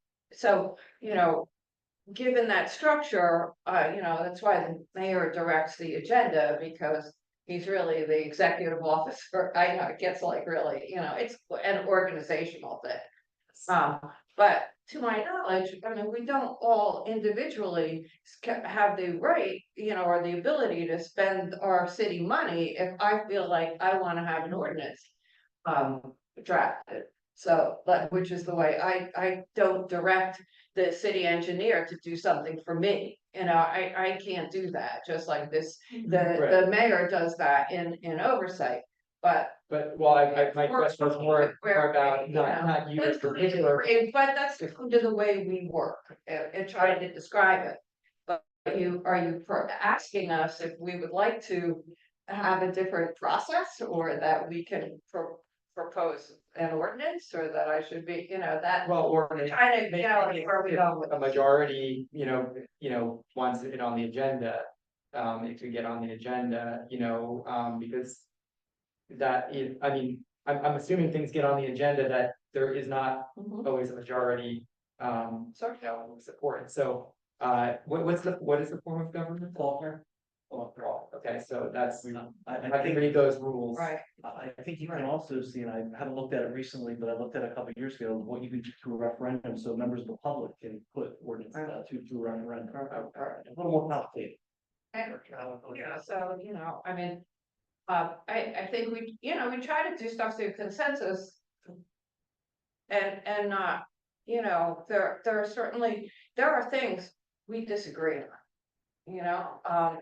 But, we are also, I have to say, because I'm like a big fan of government, that, you try to run a government, so it's not necessarily always disruptive. So like, I'm not gonna look, tonight I said to the mayor, I think the time limit is a different story, like, I have a different way of doing it. Now, I don't know the government as we work through this, that I'm gonna introduce an ordinance and disrupt it and force an issue that's obviously. See what I'm saying? There's a part of working together, there's a part of we disagree a lot. I think you see us disagree a lot, like on stuff and kind of like that's our family way. So I don't know why I'm talking.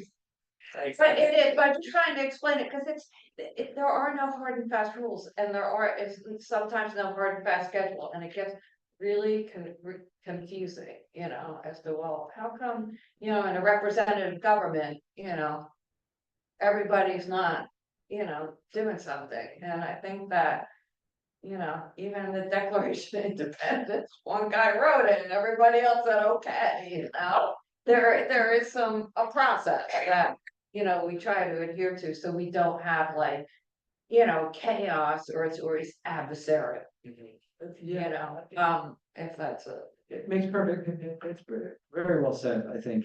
And also, I think that, there's a lot happening in our one-on-one conversations that may direct kind of how things go on the dais, right? So, and I'll also say that there are things, in fact, I'm not gonna say what it is, but at some point in the next couple of months, I'm gonna bring something to the city council that I don't support, but I think in fairness to the question, the city council should look at it.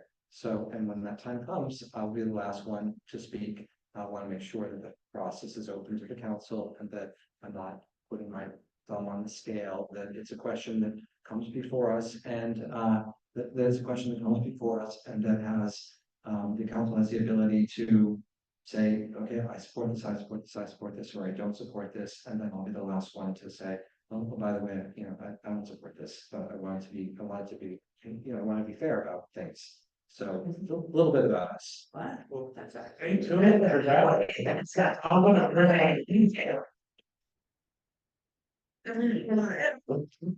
And it's hearsay, so we should really. What is that? Say no, wait until the end and say, okay, what's consensus? See? No, I think for consensus, and I would rather describe it like that. Throwing a bomb here. It's not bomb, it's just like, for people to make a decision that doesn't involve all the way. Mayor, one thing, we are a strong mayor, small community, the hybrid of a Faulkner Act. Exactly. Okay. Thank you. Say,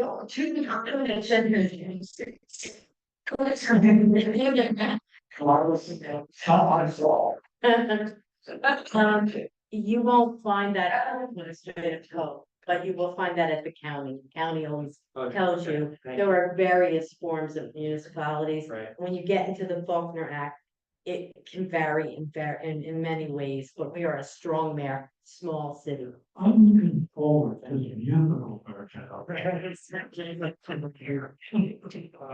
Thank you for clarifying. I didn't use my full 3 minutes, I don't think, did want to ask about the, I'll give you more. I just want to ask about the stormwater and water quality award, what is that? It's a recognition of the city's work basically on stormwater and on water quality for some of the things that we've done, whether it's been creek cleanups consistently year after year, volunteering, whether it's been, adopting ordinances that are stricter than the state standards, whether it's mapping all 575 storm drains, whether it's, the federal money that we received for the work behind the firehouse or the $300,000 grant from the National Fish and Wildlife Foundation. It's going to help with water infiltration or holding. There's going to be a press release. It'll be, it's a nice event. It's not really open to the public. It's going to be a lot of elected leaders for the most part, but, there'll be a press release and we'll be able to read it. And you know, for all of the good work we have done, I think over the last few years, and I fully intend when I get up to accept the award to make sure to thank, you know, Mayor Fall and Mayor Del Vecchio, you know, I forget what it was, 2018, Mayor Fall, passed it, and we all voted on this, the last version of the stormwater control ordinance that was stricter than the state standards, you know, to make sure that we're acknowledging all of the work that happens before us and around us and with us. So it's really just it's a moment to celebrate, I think, and to feel gratitude for our partnerships and for all the many ways in which we're trying to make the situation here in terms of stormwater and water quality better. So given that we're, you know, up on the hill, we're flushing hundreds of gallons of PFAS contaminated water into our system, which I'm assuming is not getting treated for PFAS before it's released into the Delaware. Is this kind of ill-timed maybe? I don't think it's ill-timed at all. Doesn't have access to clean water and we're putting contaminants into the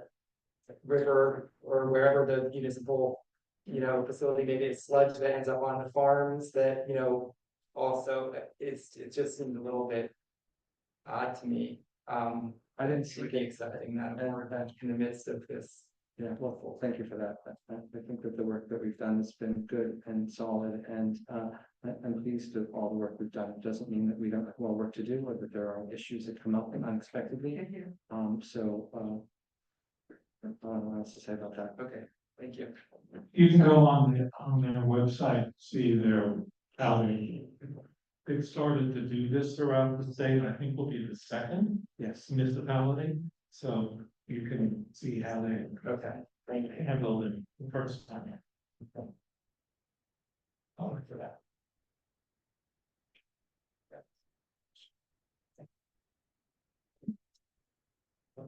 Uh, 86 North Union Street. That's how bad to follow if we just happened here. So I wanted to come up and say exactly what I'm going to say, which is I'm really actually not clear whether we're all able to consider any other places for houses or not. Knowing we have 5 that we need to come up with, knowing that we sort of went around that, knowing that we can't know anything about the 200 project, knowing that other projects are out there that many people would like to know. And then when Sean brought up the ordinance thing, I don't want to bring up ordinances on the agenda, but I do want to know if this can be on the agenda, discussion at least, because I remember a meeting some time ago when this was just heating up, the Hill thing. And the point was made from the dais that discussion of the village apartments and other apartments would not be put on the agenda.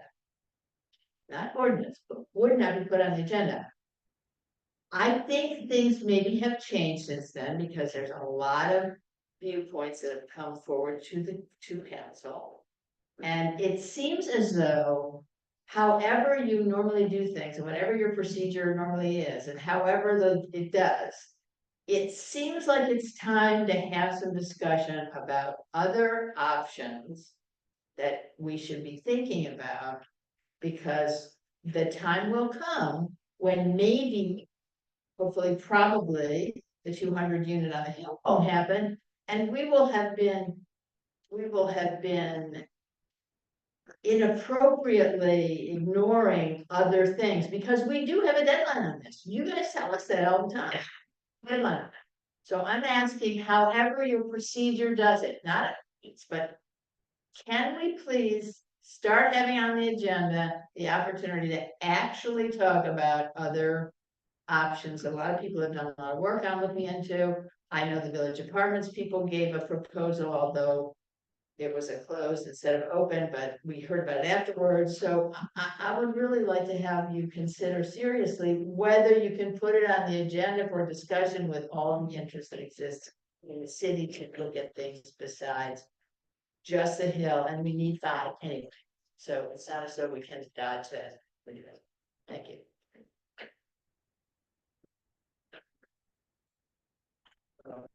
Jeff Fiddle, 33 Wilson Street, a couple of little things I just wanted, and I have one issue I wanted to talk about. Many towns, what they will do is have topic for discussion on an issue. In fact, this town did it. I remember asking Mayor Delvecchio 10 years ago to have a discussion on Penn East, and 3 or 4 of us from town came in and discussed it with the council, and then the town later came up with a resolution and started a committee and everything else.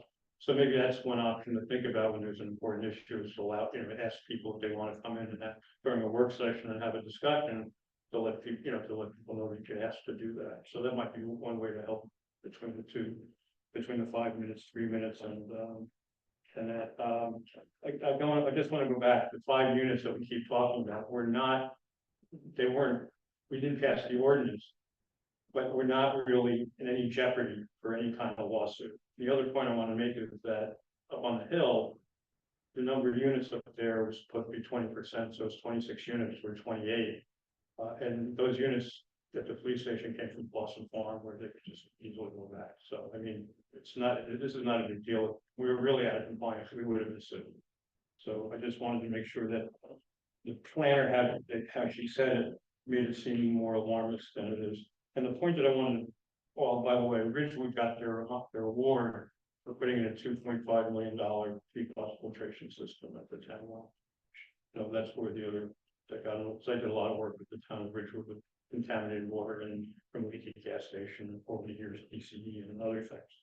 The issue, and I'm not going to get into a lot of detail tonight, but I want to leave you with this, is our parking ordinance is something that if that the comic could have a lot of fun with. When I was at the planning board meeting, they talked about putting 3 apartments up on a roof, but even though they don't have any parking for what's there, they have a credit of 27 because that's what they should have. But since they're doing less than that, because some of the sites going from commercial to residential, they don't have to put in any parking, but yet there's going to be 3 units. And George Carlin could have a lot of fun with that. We're seeing it also with Ohio.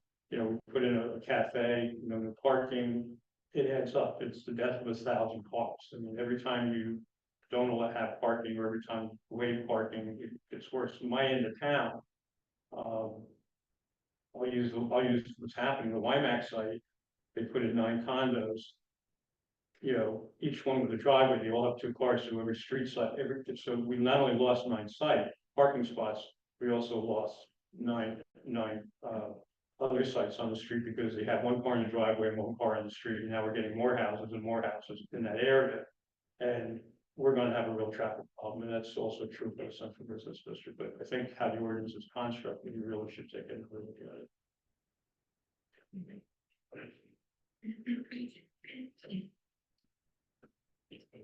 Dave Bird, 255 Brunswick Avenue, Lambertville. 2 brief items. Number 1,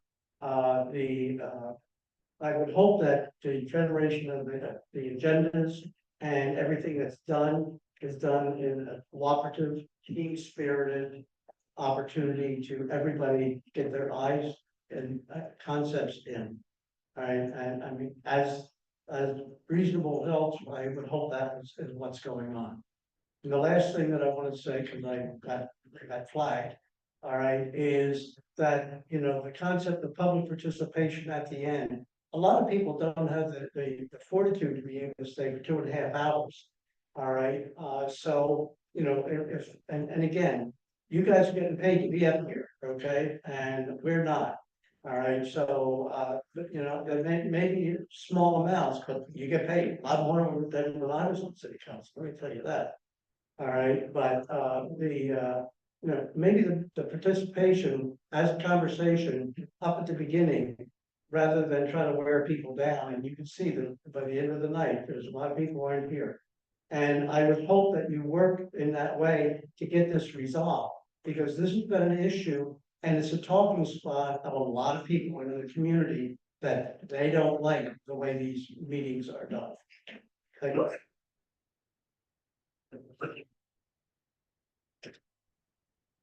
My first one. Is there anyone else who'd like to offer any thoughts or offer any questions or thoughts? Is there anyone online? Mary, please have a motion to close the public period. So moved. Second. All in favor, please say aye. Aye. Please. Bring my name. Motion to adjourn. Move. Second. All in favor, please say aye. Aye. Thank you. Bye. Evening. There we go.